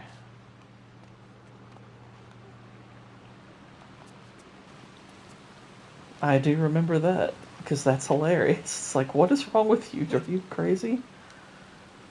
Well, he also said that if you ask a woman to smile, that's sexual harassment. Which, some of the memes of got it. Never watch VeggieTales. Oh, okay, that's fine. VeggieTales were really popular with my generation, and I mean, I kind of think they might have been popular with yours. I don't know how much you all watched them, but we watched them a ton. Like, I don't know how I feel about them now, funny enough. Well, here's the rope. But when I was a teenager, we all watched them. And they EFAP'd Legal Eagle about that scene. It was fun. Yeah, I was like, you're a lawyer and this is your take? This is ridiculous. It's like, I don't even need to, I mean... Follow me. I'm not a lawyer. I know this. What you're saying doesn't hold up.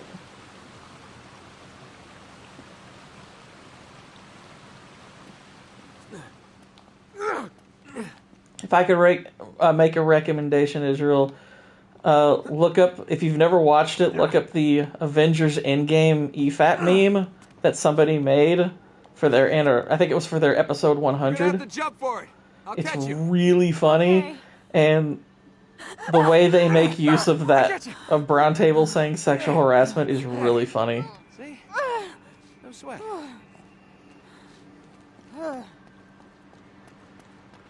Come on, over here. Okay. Give me a hand. We'll push it. Was in law enforcement and working as a lawyer. Well, actually, that's not hard to imagine. We have worse Hey, people we than can climb him. up this thing now. Come Uh, on. we have far worse people than him that are judges, even at the Supreme Court level. Be careful. God knows how old these boards are.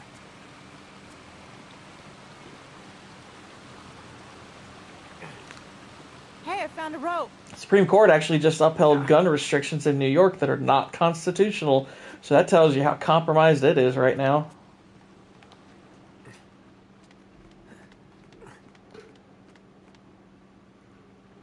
Of course, Supreme Court has way too much power to begin with, so...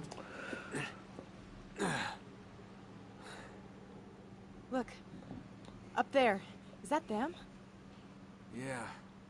They're moving Schaefer into that tower. Damn it.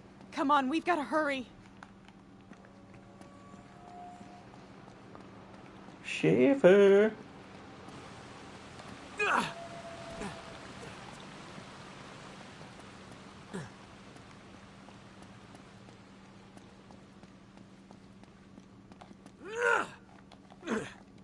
Dang, Elena, you're making some long jumps there.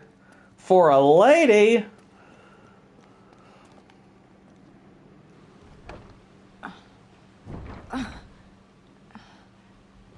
It's locked. There's no way we're getting through here. Okay. I'll try to find another way around. Open it from the other side. You sit tight. All right, just try to be subtle. We don't want to attract any unnecessary attention. Subtle. Right. Got it. Subtool. Got it. Ba-da-ba-ba. Ba-da-doo-doo.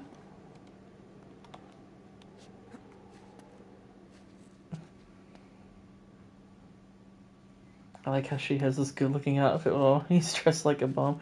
Well, she came prepared in a different way. I don't know if he looks like a bum necessarily. He looks more local, I would say. He looks like he's dressed in clothes that he was given from the village. They analyzed video defending the writing of Falcon Winter Soldier. Yeah, I think I've seen that one. Maybe I've seen that one. I know I've seen some on Falcon the Winter Soldier. Maybe I didn't see the one where the writing itself was defended. Why is no one wearing gloves? That's a good point. I mean, granted, for his climbing, I guess I get why Nathan wouldn't, but she should wear gloves. She should be wearing gloves.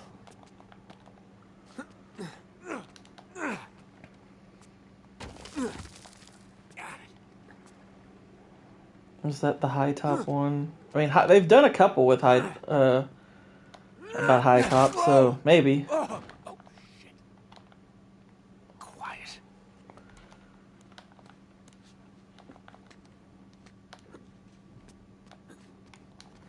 High top has just spiraled in the past couple of years.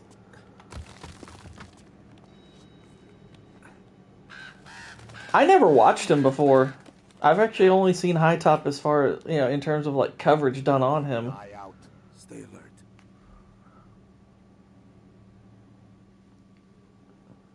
Ethan and Baller have talked about Star Wars more than quite literally anything else by far in their career. Well, yeah, I mean, it's, that's what started EFAP, was The Last Jedi. That's how a lot of them met, was their videos about The Last Jedi. I mean, and because it kind of keeps getting talked about, there's always there's always more that they can kind of farm from it. Which, I mean, granted, I don't even think it's farming necessarily. I think it's This just could help. it's a topic. I mean, they're kind of passionate about that particular topic, so it's like, yeah, that's. People keep making videos for them to dissect, so they're kind of inviting it.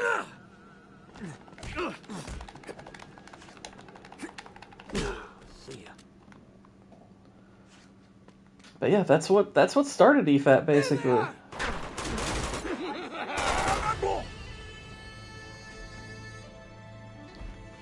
Gotta love those evil laughs. Oh dear. I didn't mean to do that.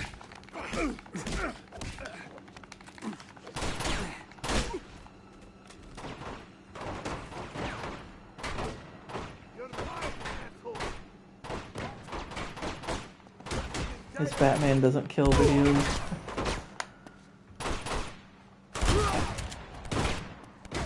Yeah, like I said, I've never really watched him. I've seen coverage on him, and I was like, I don't know who this is, but I'm interested to hear the arguments. Like, it's funny when they do cover somebody that I know or knew. That's always amusing. There's this guy on EVAP named Wolf. Don't know what happened to him, but he was awesome. Oh, Dishonored Wolf. Yeah, he, I think he runs their highlights channel now, but, like, he, I don't know all the details of what happened. But yeah, he was, I think he got, like, falsely accused of some really bad stuff, and it took a pretty negative toll on him. So he decided to kind of leave a lot of social media stuff. And, but yeah, like, he occasionally will pop back in on, like, EFAT movies or something. Like, he showed back up when they decided to do, the second time, like, because they've done the Lord of the Rings trilogy twice on EFAT movies. They did it the first time, which was the early stage of EFAT movies, but then they did, I think it was for Fellowship's 20-year anniversary. They got, like, a bunch more people together, and Wolf was a part of it, which that was pretty cool. But, I think he runs their highlights channel now. So, yeah, I know, I guess if I had to guess, I would say Mahler wanted to say, hey, would you, I'm doing pretty well, and I can employ you full time as an editor if you'd like. And like, is it like if you watch the EFAP highlights channel, the outro, if there's a voiceover on the outro, that's Wolf. Like, I remember hearing that his voice for the first time on highlights, and I was like, is that Wolf? Is he doing this now? And I was like, yep, he is. I was like, oh, that's cool. That's cool. That's neat to see him back with EFAP in that capacity.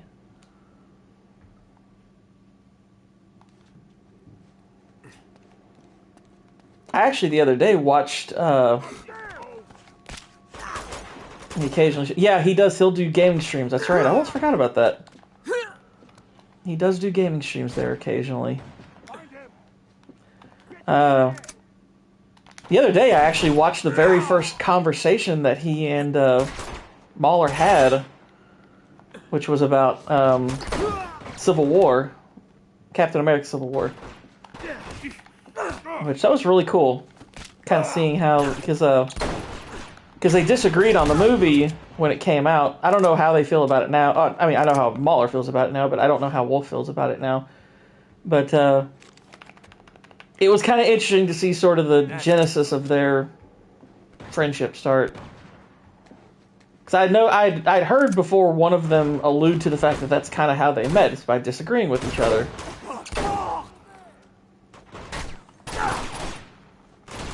Fucking love of God. Dear.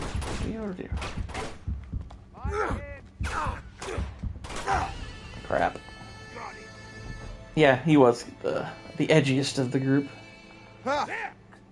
Okay. Crap.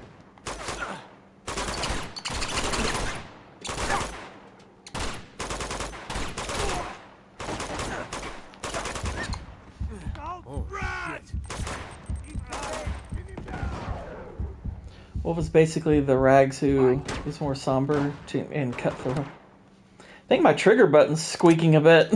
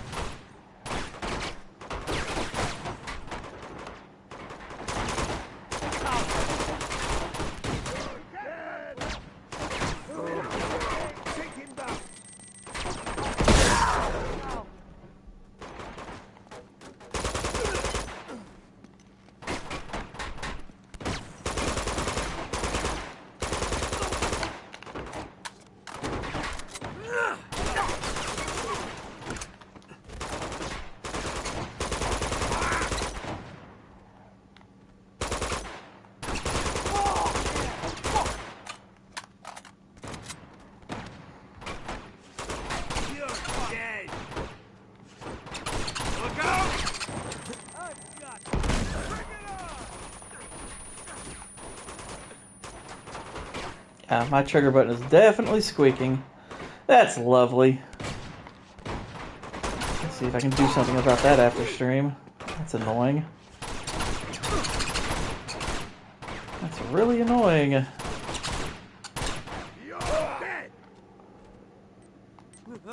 I don't know if y'all can hear it, but I would assume you can, because I know this microphone picks up freaking everything. Put some WD-40 on it. Yeah, something like that probably. Should be a solution of sorts. oh, that has to hurt. It sucks as this game has so many individual trigger moments. It's like, ah. Well, poop.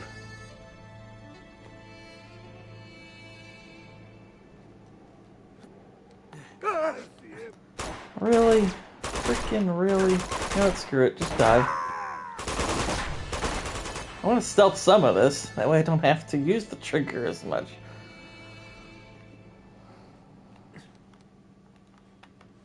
There we go. That's right. That had to hurt when he hit.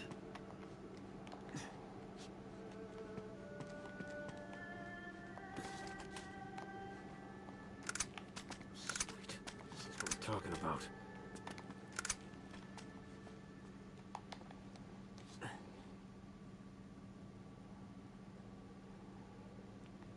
Okay.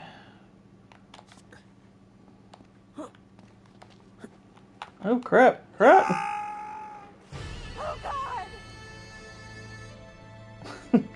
Imagine being Elena on the other side of that door and you just randomly see him pop out from the wall and just die. It's like, what the heck? It's like, wait a minute, did he just die? It's like, yeah. Sorry about that. Oh, sweet. Just what I needed. There he is!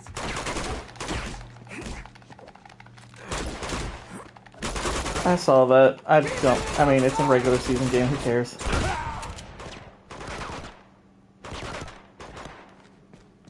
It's not like the Thunder are having to put forth their best effort right now, because they've already locked up the 1 seed.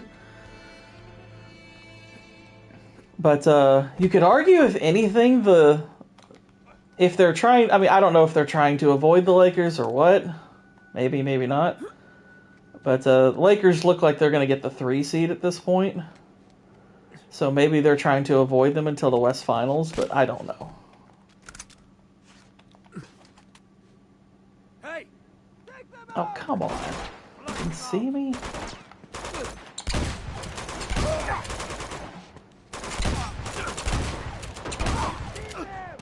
Keep him in your sights! It's over! Take cover!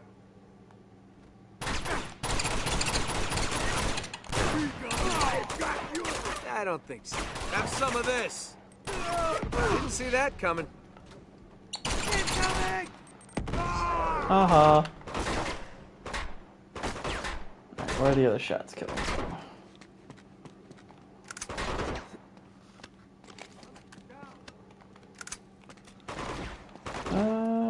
Oh, there we go.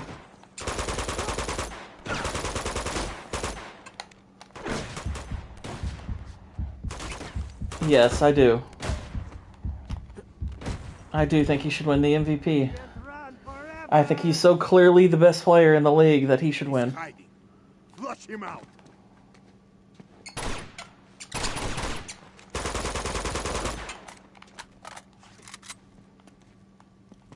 I mean, Shea's going to win it, and I'm like, okay, whatever, fine. But he's not the most valuable player. He has so much more help. Denver is not a playoff team at all if Jokic isn't there. Like, that's why I'm like, okay, I know they're going to get probably the 4 seed or something, and I'm like, what would they be if Jokic didn't play? They would be something like a non-playoff team. They would be a lottery team without him. So, yeah, I still think he deserves MVP. And it wouldn't be unprecedented or anything. I know, like, Akeem Olajuwon, I think, won MVP when his team was fairly low seed.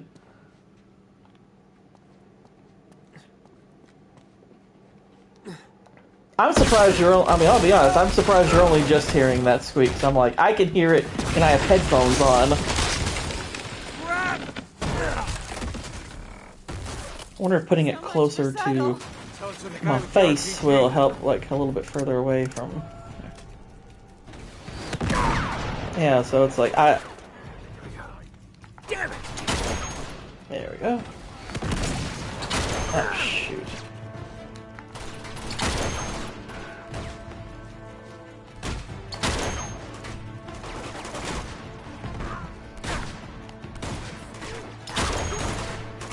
Alright, have a good one, Jacob. See you later. You're finished.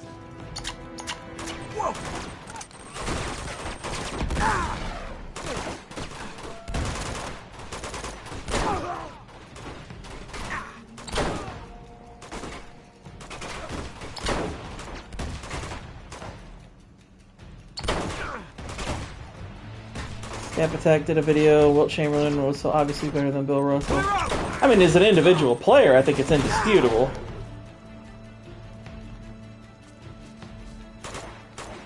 Bill played for the better team.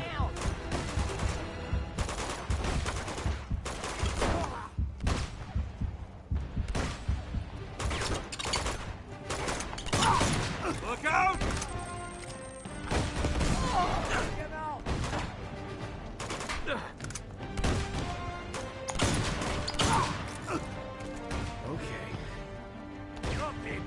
Damn!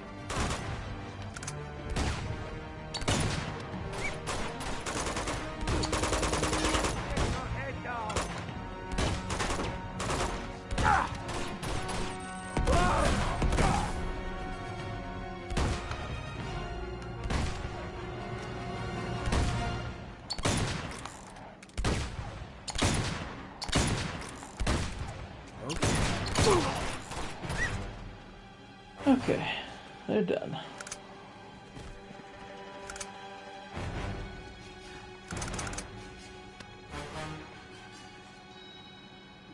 I don't see anyone else. Yeah, come on! Nailed him!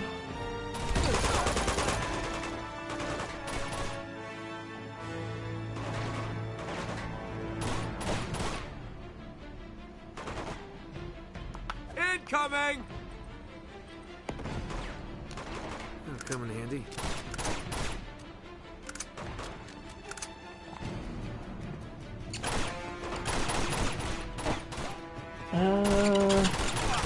There we go.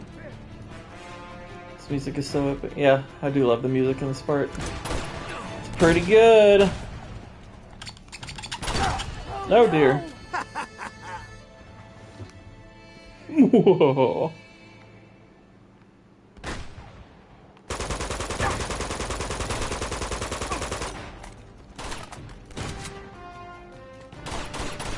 Oh, crap. Oh dear.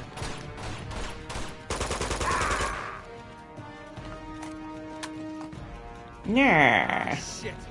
We got Snipples. We're sitting ducks down here. Get me up that ladder. Elena, come on. That seems dangerous.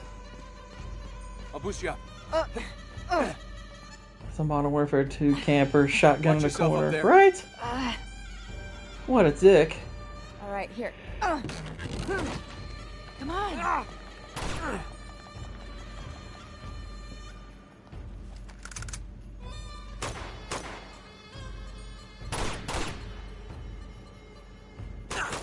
Ow. Show yourself. I don't see where the gunfire is coming from. Oh, there we go. This a-hole.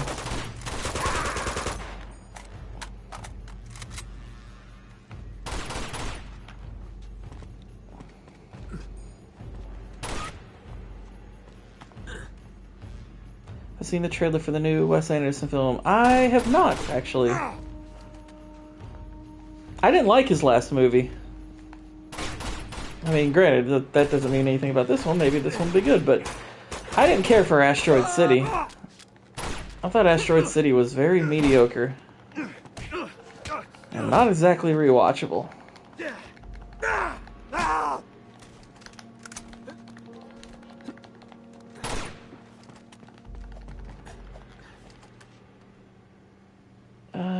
Kinda thought there was sniper rifles up here. We've got to get across that bridge. Oh gosh, oh Can't gosh, go oh out there gosh. now. Those snipers. Yeah, will Grand cut us to Budapest is pieces. awesome. Hey, I think there's a sniper rifle up there. Yeah, Grand Budapest is excellent. That's his best movie as far as I'm concerned.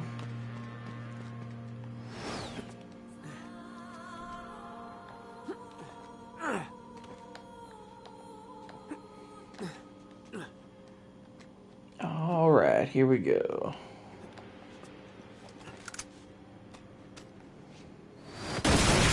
Holy crap. It's a little too close. Okay, that's one.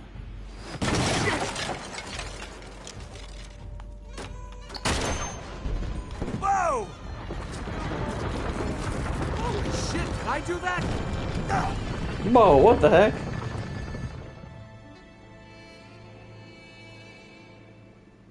That's fine. I'm not okay getting to do it again.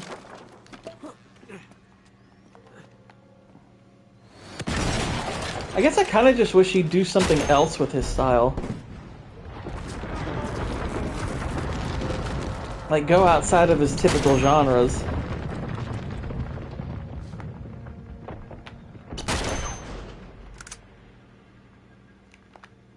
Uh-oh. They're crossing the bridge.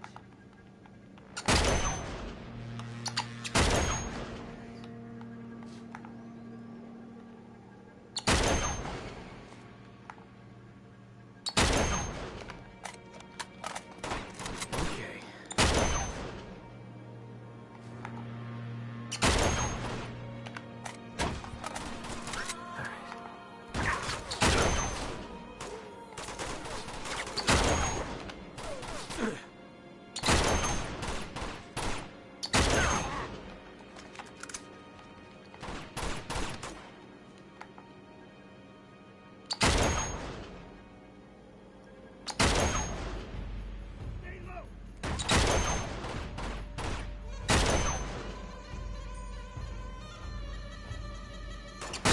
That's the Well, last I of them. mean, I'll give Wes a little bit of more credit than like Burton. I think is just kind of given up being creative, and he's just like letting CGI kind of do the work.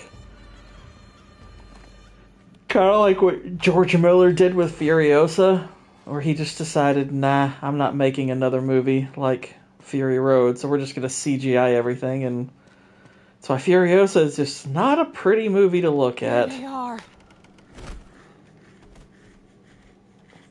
Son of a bitch. We don't have much time. We're gonna hurt. Come on! And there she goes. Right behind you.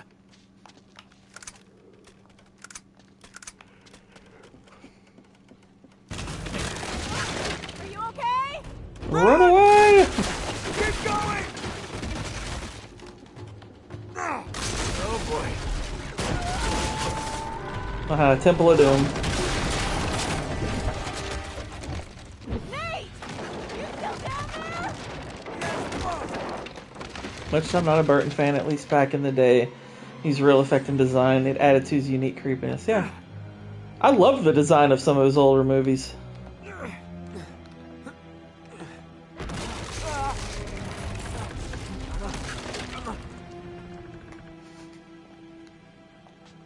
Yeah.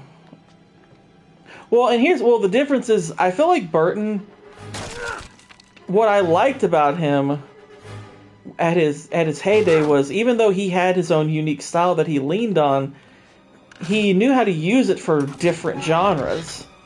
Like, he had more than one type of genre he did. He didn't just do quirky movies.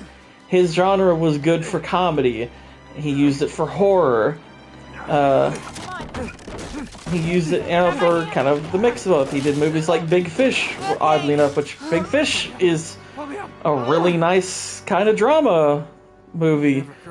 It's like his style actually lent itself well to several kinds of movies. Fantasy. I mean, it was good. But it kind of seems like so far all Wes Anderson seems to do is sort of quirky comedies. Like, a lot of his movies feel very similar.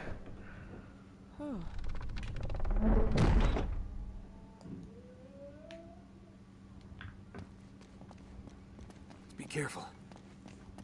Right behind you.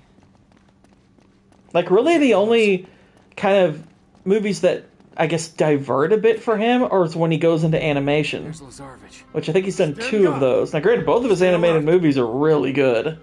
I don't know. Fantastic Mr. Fox and Isle of Dogs, I think, are really good movies. But they're also very quirky, too. Which, I mean, granted, it's fine if they're... I mean, as long as they're good, who cares, but...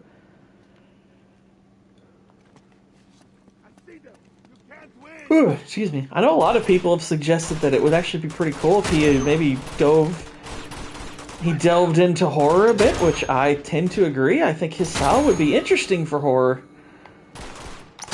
Like, there are parts in Grand Budapest Hotel which are kind of shocking in almost a horror movie sense. Like that part where I think, what is it, Jeff Goldblum gets he gets fingers cut off, and I was like, whoa, that's kind of wild. Like, he spackles in some violence here and there that I always find kind of interesting. I'm like, dude, do a horror movie. You're a Grand Dragon Sniper. Oh, shit. That sounds a bit clannish.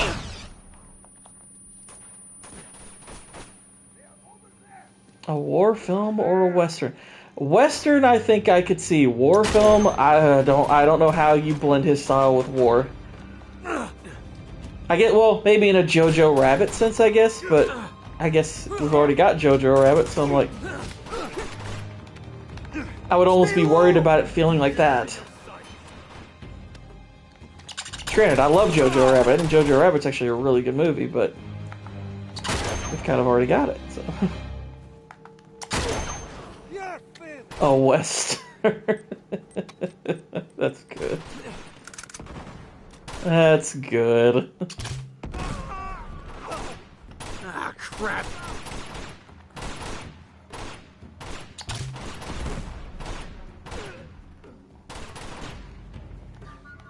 Dragon Sniper is the title that Kung Fu Panda would try to gain if he were set in the modern day.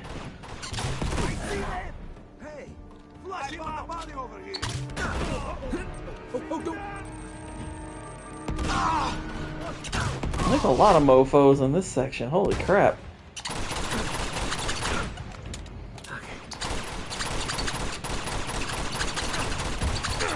Freaking die, man. Incoming! Incoming! Outgoing. Wouldn't it make more sense if he said outgoing when he threw one? I'm just saying. I mean, like how in Grand Budapest you get this fictional army thing, so kind of like, yeah.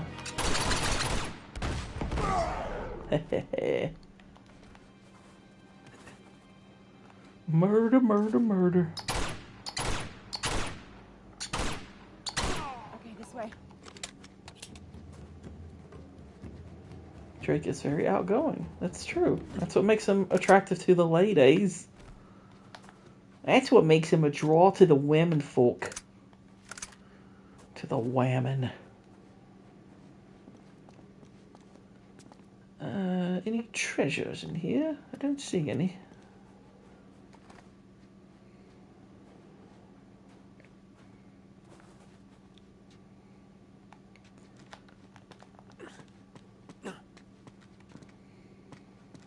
Swedish Psycho there, Burger Gerdemer. Minecraft is Swedish too. We had all kinds of Swede themes up in this place.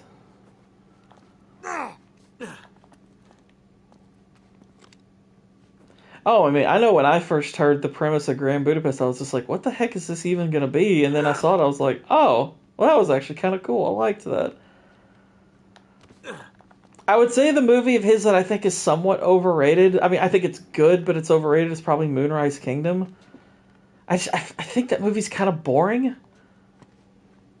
Like, people act like it's one of his best movies. I'm like, it's like a 6 or 7, maybe.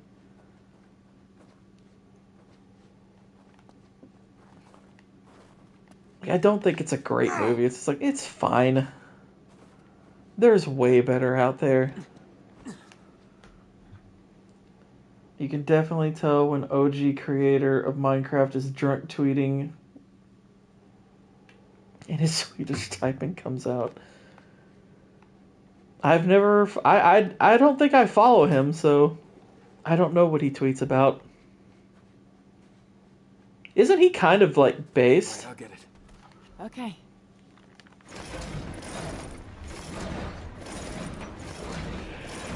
Go. Oh.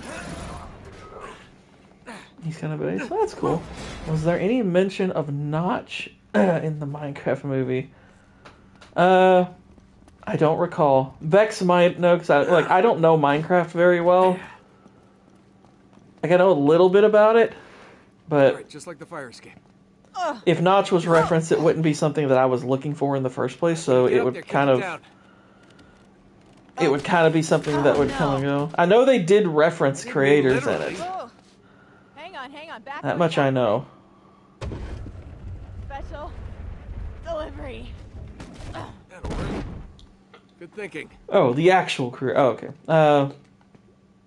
Yeah, I don't know. I honestly don't know. Maybe. I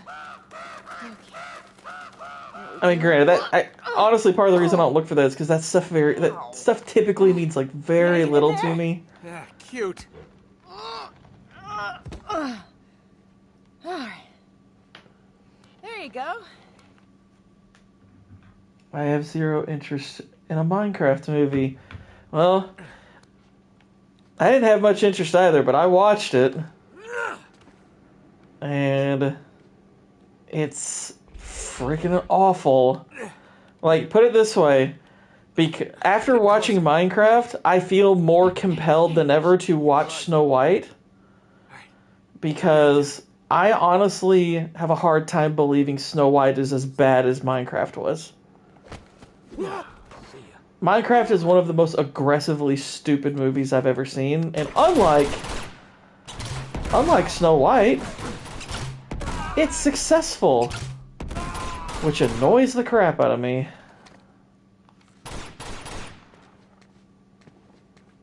I've heard Minecraft is better than Snow White. I have a hard time believing that. I stand by my rating. 1.5 out of 10 is what I'd give it. And it's rare that I would hand something like that out. I'll already tell you this. And you know how much I ragged on Cleaner. Cleaner's better than Minecraft. Not by a lot. And that's not saying much, but Cleaner's better. I mean, they're both garbage. They're both rated about, very close together, but Cleaner's better. It's at least moderately coherent. Up there. I mean, it doesn't make any sense, That must be where they're holding but Schaefer. there's a through line. So crap. Cleaner's already not the Get worst thing of that. Yeah. Would you rather drink cleaner or 98 hours on my drink cleaner? Definitely drink cleaner. Of any kind. Clear out! I would rather do the Tide Pod challenge on repeat. Oh, that had to hurt. Actually, Nathan, he died on one. He died immediately, so I don't think it hurt. Stupid doesn't always equal terrible. But in this case, it does. Yeah, that's a statement for somebody who hasn't seen the movie yet. I have. Like, put it this way. I've seen, granted, I've only seen a half hour of Snow White. I'm not, I'm not defending Snow White in any sense, but I'm not just going to say Snow White is worse automatically. I'm not going to say it's worse just because the culture wants to consider it the worst movie. I don't care. I know this much. The first half hour of Minecraft I thought was worse. So I'm like, boy, if that trend continues, it's probably going to be a worse movie. And granted, we're talking probably like the smallest of percentage points, but Minecraft. When I say stupid, I'm talking stupid on every front. Its plot is stupid, and yes, that's a big deal. Its characters are stupid and horrible. I'm not talking stupid and just, oh, the subject matter is stupid. No, you can have stupid subject matter and still be a good movie. That's possible. This is not a good movie by any stretch. Nothing is done well. Like, I guess the reason why it's like I'm genuinely curious which is worse and why I can't say I would consider it in all likelihood is a stupid, the little kids will hate it. I don't see how that's relevant. Whether or not people will or won't like it isn't relevant to how a movie should be scored. It's whether or not it's good. I don't try to make arguments for whether or not people will or won't like it. I'm sure people will like it because I already have seen people like it. But people like really terrible things. Put it this way. You all know I watched Age of Extinction fairly recently, how much I despised Age of Extinction. Minecraft's worse. Minecraft's a worse movie than Age of Extinction. And I despise Age of Extinction. But I can at least point to something in Age of Extinction that gave it a slight bit of merit. Right? Exactly what it's like. Plenty of people, I already know people like Minecraft. I just don't get why. I'm struggling for figuring out why. And box office is gonna hit for Minecraft. Well, it already has. They've already done the worldwide estimates for the first weekend. It's $300 million. That movie's gonna make $1 billion. It's good chance it's gonna outgross Mario. I've actually seen it more than, I haven't seen it in full twice yet, but I've watched a good amount of it multiple times. Because you have to understand, when I was watching it, I was rewinding bits over and over because I was trying to get a grasp of things. So, I've almost in essence kind of watched it twice. Wasn't a typical watch through like I normally do. I was just kind of slowly trying to take it in because I'm like, is this really as awful as I'm seeing? So yeah, it's horrific.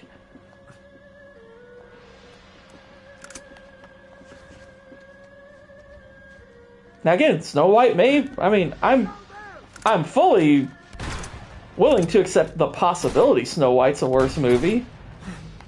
But let's just say it's got a lot of work to do. It's got a lot of work to do to hit that mark.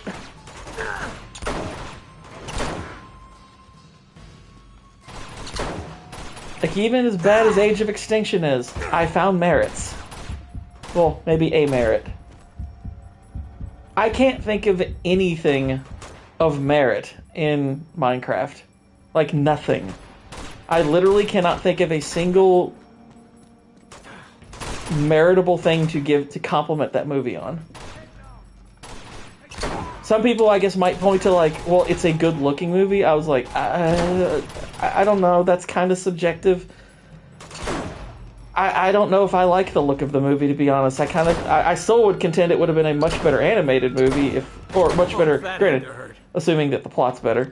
But I think just as a design choice, it didn't make a lot of sense not to animate it. Which, by the way, that's going to tank Zelda too.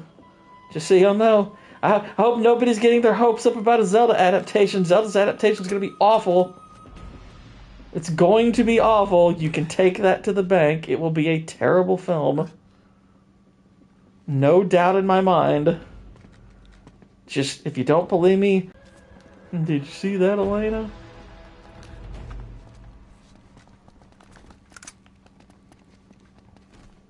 Was Minecraft worse than Barbie? Oh, by far.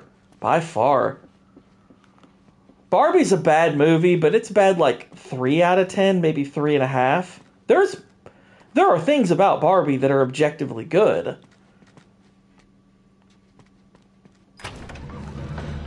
Oh no. It's But, over here. yeah, but Barbie and Minecraft don't compare. About what? They don't compare. Touch does turn He means to Ken? Yeah, that's a huge part of it. Well, at least Come on. Ken for like a third or so of the movie is really well written and really funny. find my expedition. I mean, granted, comedy's subjective, but You understand what I had to do? Yes. it's still pretty dang funny, and he's well written. He is well written. The course He's- of history. Okay, easy. He's written in a manner up to that point that's in a manner that's really good. Took the dagger. I know. If he had stayed that way like the whole movie, actually, it probably would have raised the profile of it. Try not to move. This monastery hides the And I would say the acting is really good in that film, even from the characters I don't like. Find the secret path. With some exceptions, some of the acting isn't great, but Margot Robbie does a really good job in it. Obviously, Gosling's great in it. But You have to believe. yeah, Barbie has like Schaefer. several merits to it. I can't think of one with Minecraft. We can't just leave him. What choice do Like, the only thing I can think of that I was all like, they had one joke near the very end where it didn't make me laugh. I didn't even think it was a good joke.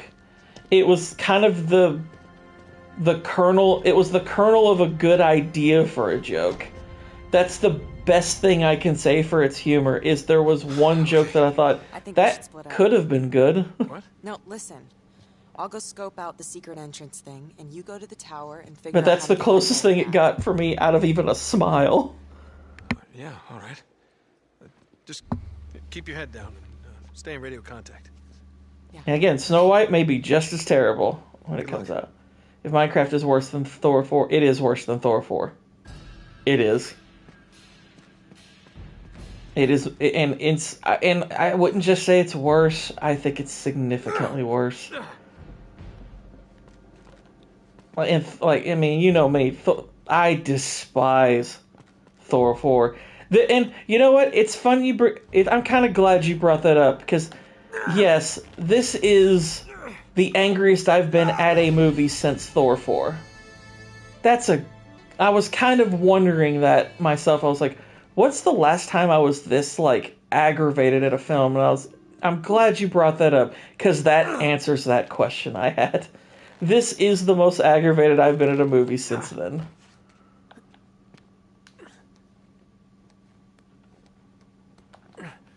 Different kind of aggravation because I was aggravated at Thor. But do you actually hate it more? Yes, yes, I do. I hate Minecraft more than Thor 4. And that's the weird thing, is because I'm kind of surprised by that because like I wasn't invested in Minecraft's fate. I expected it to be bad. It's not based on an IP that I'm, emotionally like wrapped up in or anything. It may be more just I think the reason why I hate it more is because I really was hoping that video game movies were going to start getting like proper adaptations, and they were going to get some actual respect, because I tend to agree with the idea that as superhero movies start to die off, video game movies are going to become kind of the hot new thing. I tend to agree with that, and I still think this is true. But you know, when Super Mario, when it came out, I was like, okay, Mario, it's okay. It's an okay movie, and I think I appreciate that, you know, Sonic's been done with a good amount of love, but, you know, it's the big IPs that are going to kind of drive, they're going to drive this ship.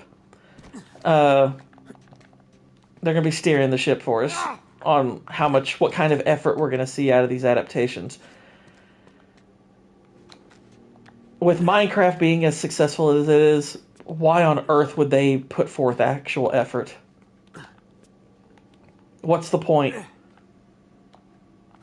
Just throw in some relatively popular actors, make it look flashy, and you've got your movie. And apparently that's enough. I'm like, well, there goes any hope I had that we're gonna get video game adaptations that the people who make it actually respect and try. They actually try. That is done. It's not to say we won't ever get one. I'm just saying it's like the idea of that being the industry norm, that's done. Uh-oh. Oh my gosh. It's the monsters. What the hell was that? I don't know. I know. I know what it was. It was monsters. They were evil. Oh, I thought I would grab those. I thought I would grab that edge. Really? Oh. I don't know. Oh, well, I guess they just let me down. Okay. Are there any movies you... I mean, I'm not saying Minecraft's the most hated movie of my life or anything. No, I'll be honest, I don't hate The Last Airbender. I was disappointed by it. But it's such a clown movie that it's a movie I can kind of laugh at. And plus, the other thing was, I didn't really care if The Last Airbender movie was done well. I didn't need it to be done well, because I was like, I've got the series, so if it fails, whatever.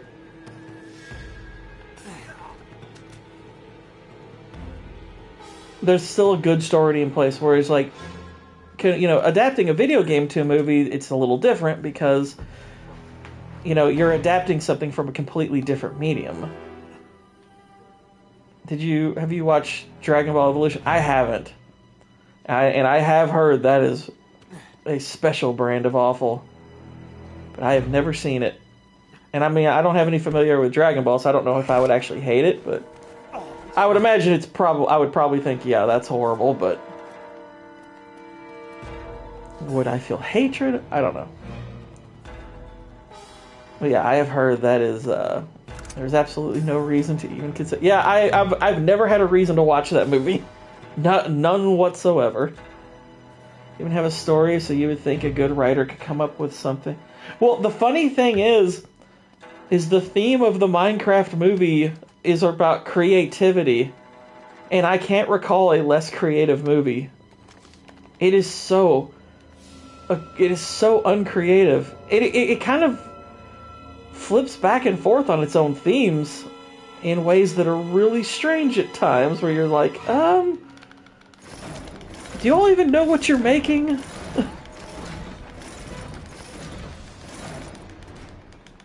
It's so terrible.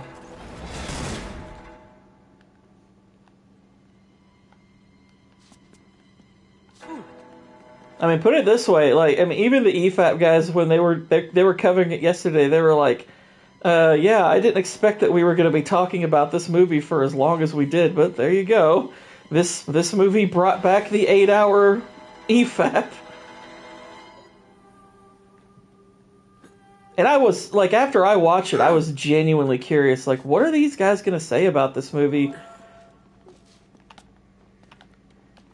Because I was like, there are people... I'm sure EFAP hates it. Oh, they despised it. Like, I was curious exactly how close they would be with me. Because I watched it well before the EFAP, and I was just like, yeah, this is pathetic. And like I said, and I was already kind of asking myself, is there anything about this movie that's good? And that's why I was like, okay, when you told me they were covering on EFAP, I was like, okay, I figured they would. I want to know what they have to say, because I want to see if they can find something that I missed. I don't think they found anything. I think they kind of came away from it with a pretty similar conclusion. I mean, I know they absolutely hated it. That's obvious. But they seem to come away with it. Come away with a similar conclusion that there is nothing good about it. They certainly didn't point to anything good about it.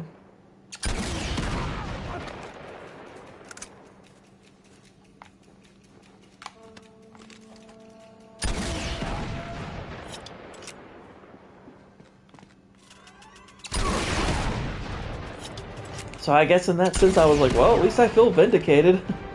Bring it on! Oh dear. Where's the grenade launcher?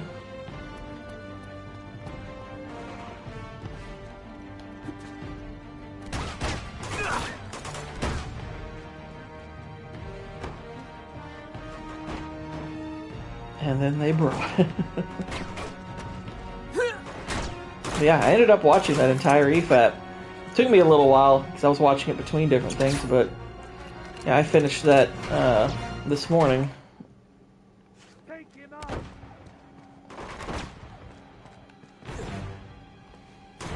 I guess the only thing they didn't do that I was kind of hoping to do is I hoped they were going to give a rating for it, but they didn't give a rating. I was like, what would y'all actually score this movie?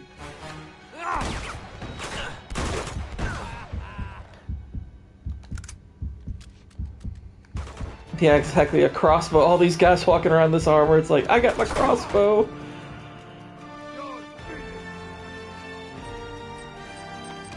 Their grenade accuracy is insane.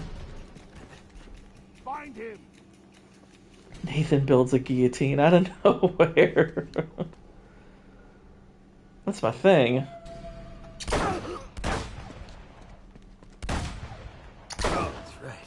But yeah, you could make something really cool with a Minecraft movie. I mean, they did that Minecraft story mode game. Vex pointed that out. It can't be worse than the Emoji Movie. I honestly don't know. I haven't seen the Emoji Movie, and it's possible you're right. That is one of the dumbest ideas I've ever seen for a film, but I never actually saw the Emoji Movie, so I have no idea. No idea.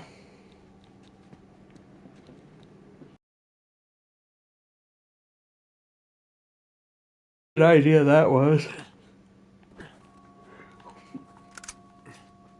Who needs a guillotine? I got this. How many movies have we shot on a beach with McConaughey and Harrelson? It better be all. It better be all of them. Cats 2019 is awful. I've never seen that. Man, brother, we gotta make 14 movies about the beach.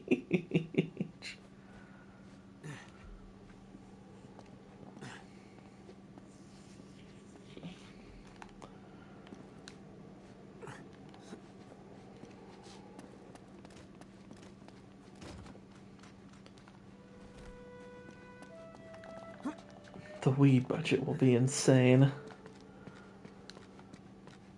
Yeah, it'll turn out that their production company is just like a marijuana ring.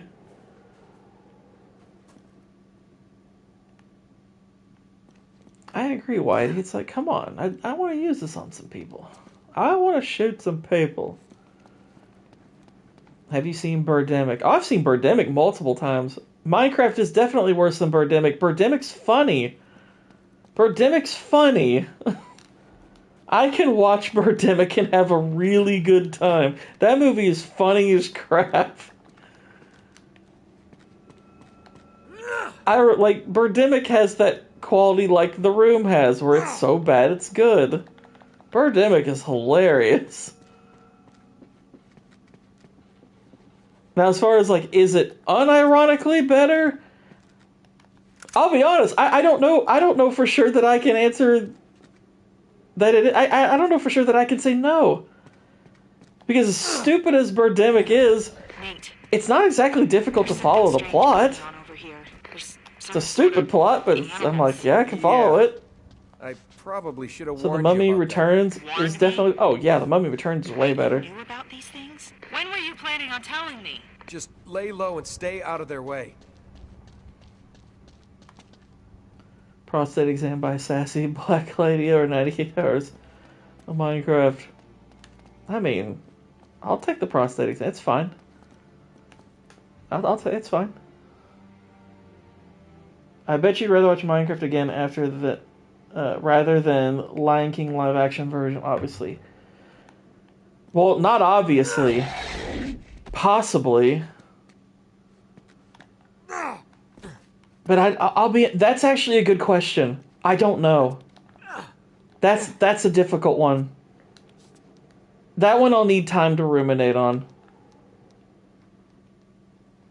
Like, I'm inclined to say you're right, but I'm not positive. Quiet.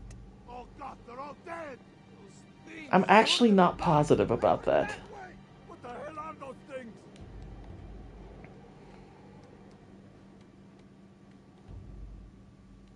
I seriously didn't mind the Tom Cruise mummy. I didn't see the Tom Cruise mummy.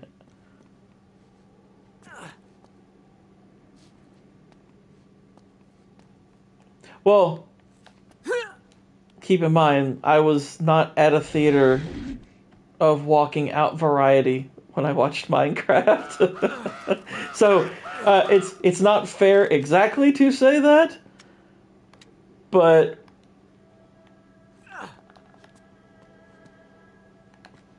yes, I mean, Lion King obviously elicited one of the more visceral responses I've ever had to a movie, where I actually almost walked out of it, and I never walk out on movies. Ooh, finally. I'll say this much. I do know Minecraft wouldn't have pushed me to that. Like, if I actually went to a theater and saw Minecraft, I would not have walked down on it.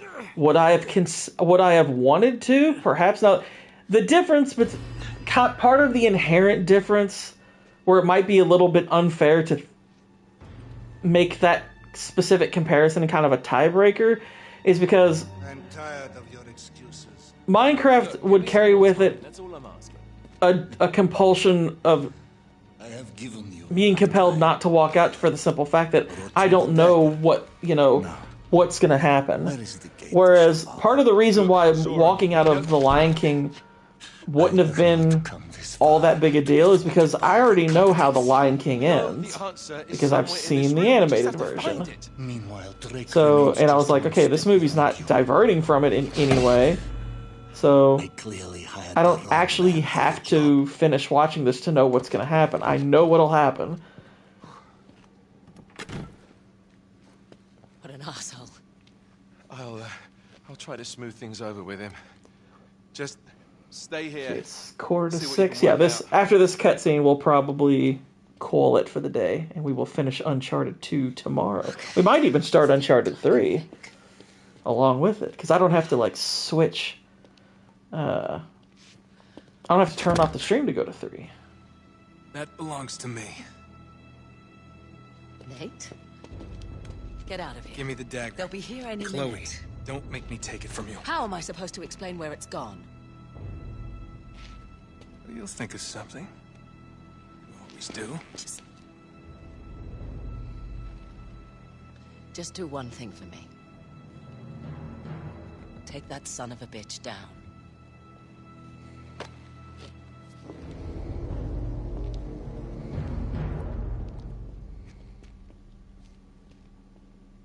All right. What am I looking for? Actually, we'll finish the puzzle first because I hate starting a puzzle to start a stream because it's easy to get lost. So we'll do the puzzle. So Mummy 3 better than Minecraft 4. I never watched Mummy 3. Never watched it. Tomb of the Dragon Emperor, never saw it.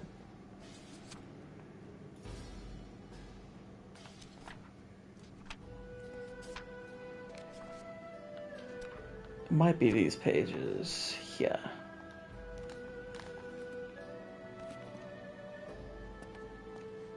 I bet I could move these things. I actually fell asleep, no joke. Granted, I didn't get sleep the night before, but okay. I mean, I definitely didn't fall asleep watching Thor 4. Funny enough, I actually watched that when I should have been really tired, but I was so pissed off watching it that I was like, I can't sleep. I almost want to watch it now, but unfortunately Rachel Weisz is in it. That's part of the reason I refused to watch Mummy 3. I was like, Rachel Weisz isn't in this? Pfft, I'm not watching it.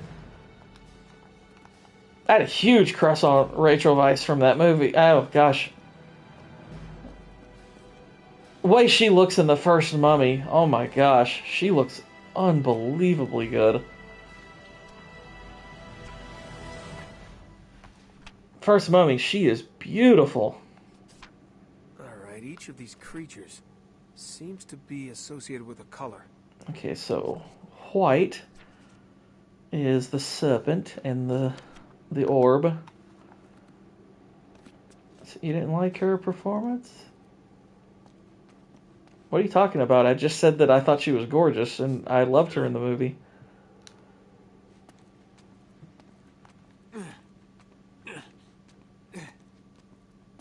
It's like, if you're not going to bring her back, then what's the point?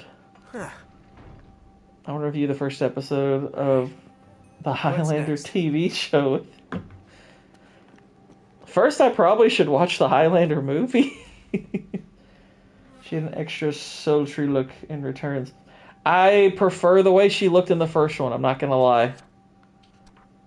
Just something about that kind of cute girl next door look she had going. I was just like, man. Alright, so green is a little half circle. And yeah, the green beastie.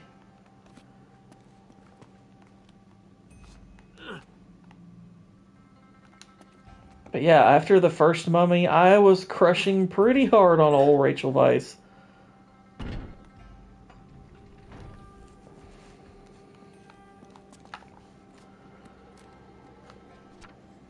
Alright, now fire is red and it's the bitey.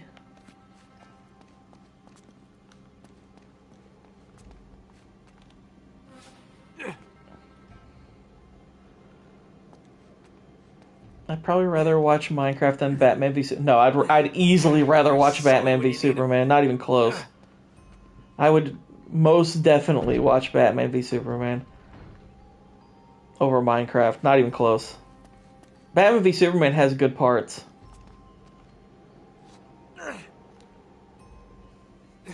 BVS has good parts that I would much rather watch that than Minecraft. I doubt you'll love Highlander, but it was pretty 80s epic swords, Immortals, Unless You Lose Your Head, Queen, this entire soundtrack, Sean freaking Connery, Clancy Brown. Watching Batfleck beat all those dudes, yeah. Well, and plus, funny enough, it's so weird. That should do it. Shit. More? Gal Gadot, who can't act, Okay, I've seen these symbols before. acts pretty well in that movie. Like, her being kind of more a mysterious version of Wonder Woman was a far better version of her character. Alright, so... Yeller... Okay.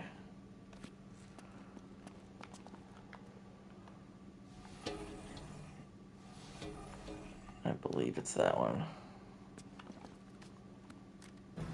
Yeah, okay, so... Kal-El, no! That came later. It was so freaking funny. Kal-El, no. Gosh, her acting's terrible. It's so bad. I mean, granted, when people like quit, it's like, I don't get how she gets work, and I'm like, you don't? It's, look at her. That's why she gets work. It's because of her looks. Let's dispel the mystery. It's because of her looks. She's freaking gorgeous. That's the end of it.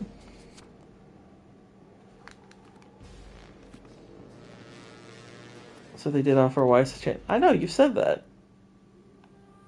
It makes me want to make a YouTube channel called Kal-El, yes. I would subscribe to that channel.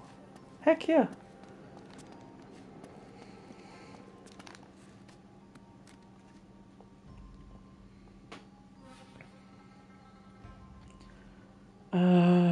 Alright, so...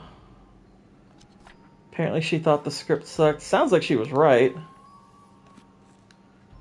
Justice League was a horrible theater experience. I wanted to die. Joss Whedon's Justice League is trash that deserves to burn.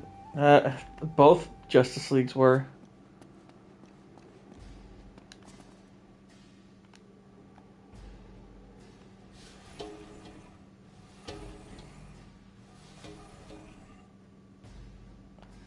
People don't know why people like the supermodel. I know, right? It's like, people actually think it's a mystery that she has a career, and I'm like, it's really not. Why are these controls being so tismy right now? I saw the Snyder Cut. What do you think? I think it's terrible. I think it's a freaking joke. Three-sided, just like I don't think it's really an improvement. Like, there are scenes that are better in his version as opposed to Whedon's version, but there's just as many scenes that are worse. I would score them probably the same. Like, I even think you could argue that the Whedon version is better because it's less of a mess. They're both horrible. And it's 4 hours, and I'm like, do I really want to... It's definitely better than Whedon's, but I don't think that's definite. I don't think that's definite. Gotcha. And it's twice as long, and I was like, I'm not having a good time watching this horrible 4-hour movie. With all the statues. Uh-huh. Meet me there. You got it. I'm on my way. The Martian Manhunter scene was awful.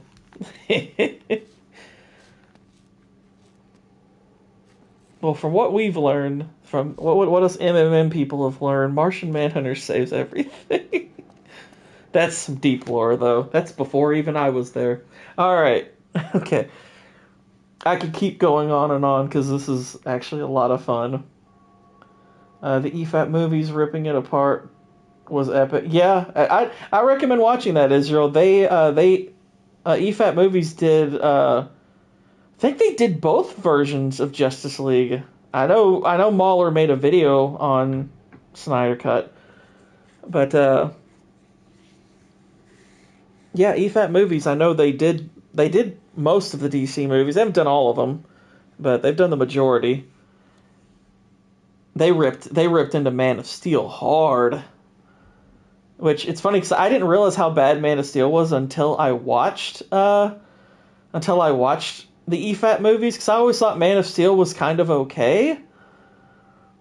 But then I watched their breakdown of it, I was like, oh my gosh, this is so much worse than I thought.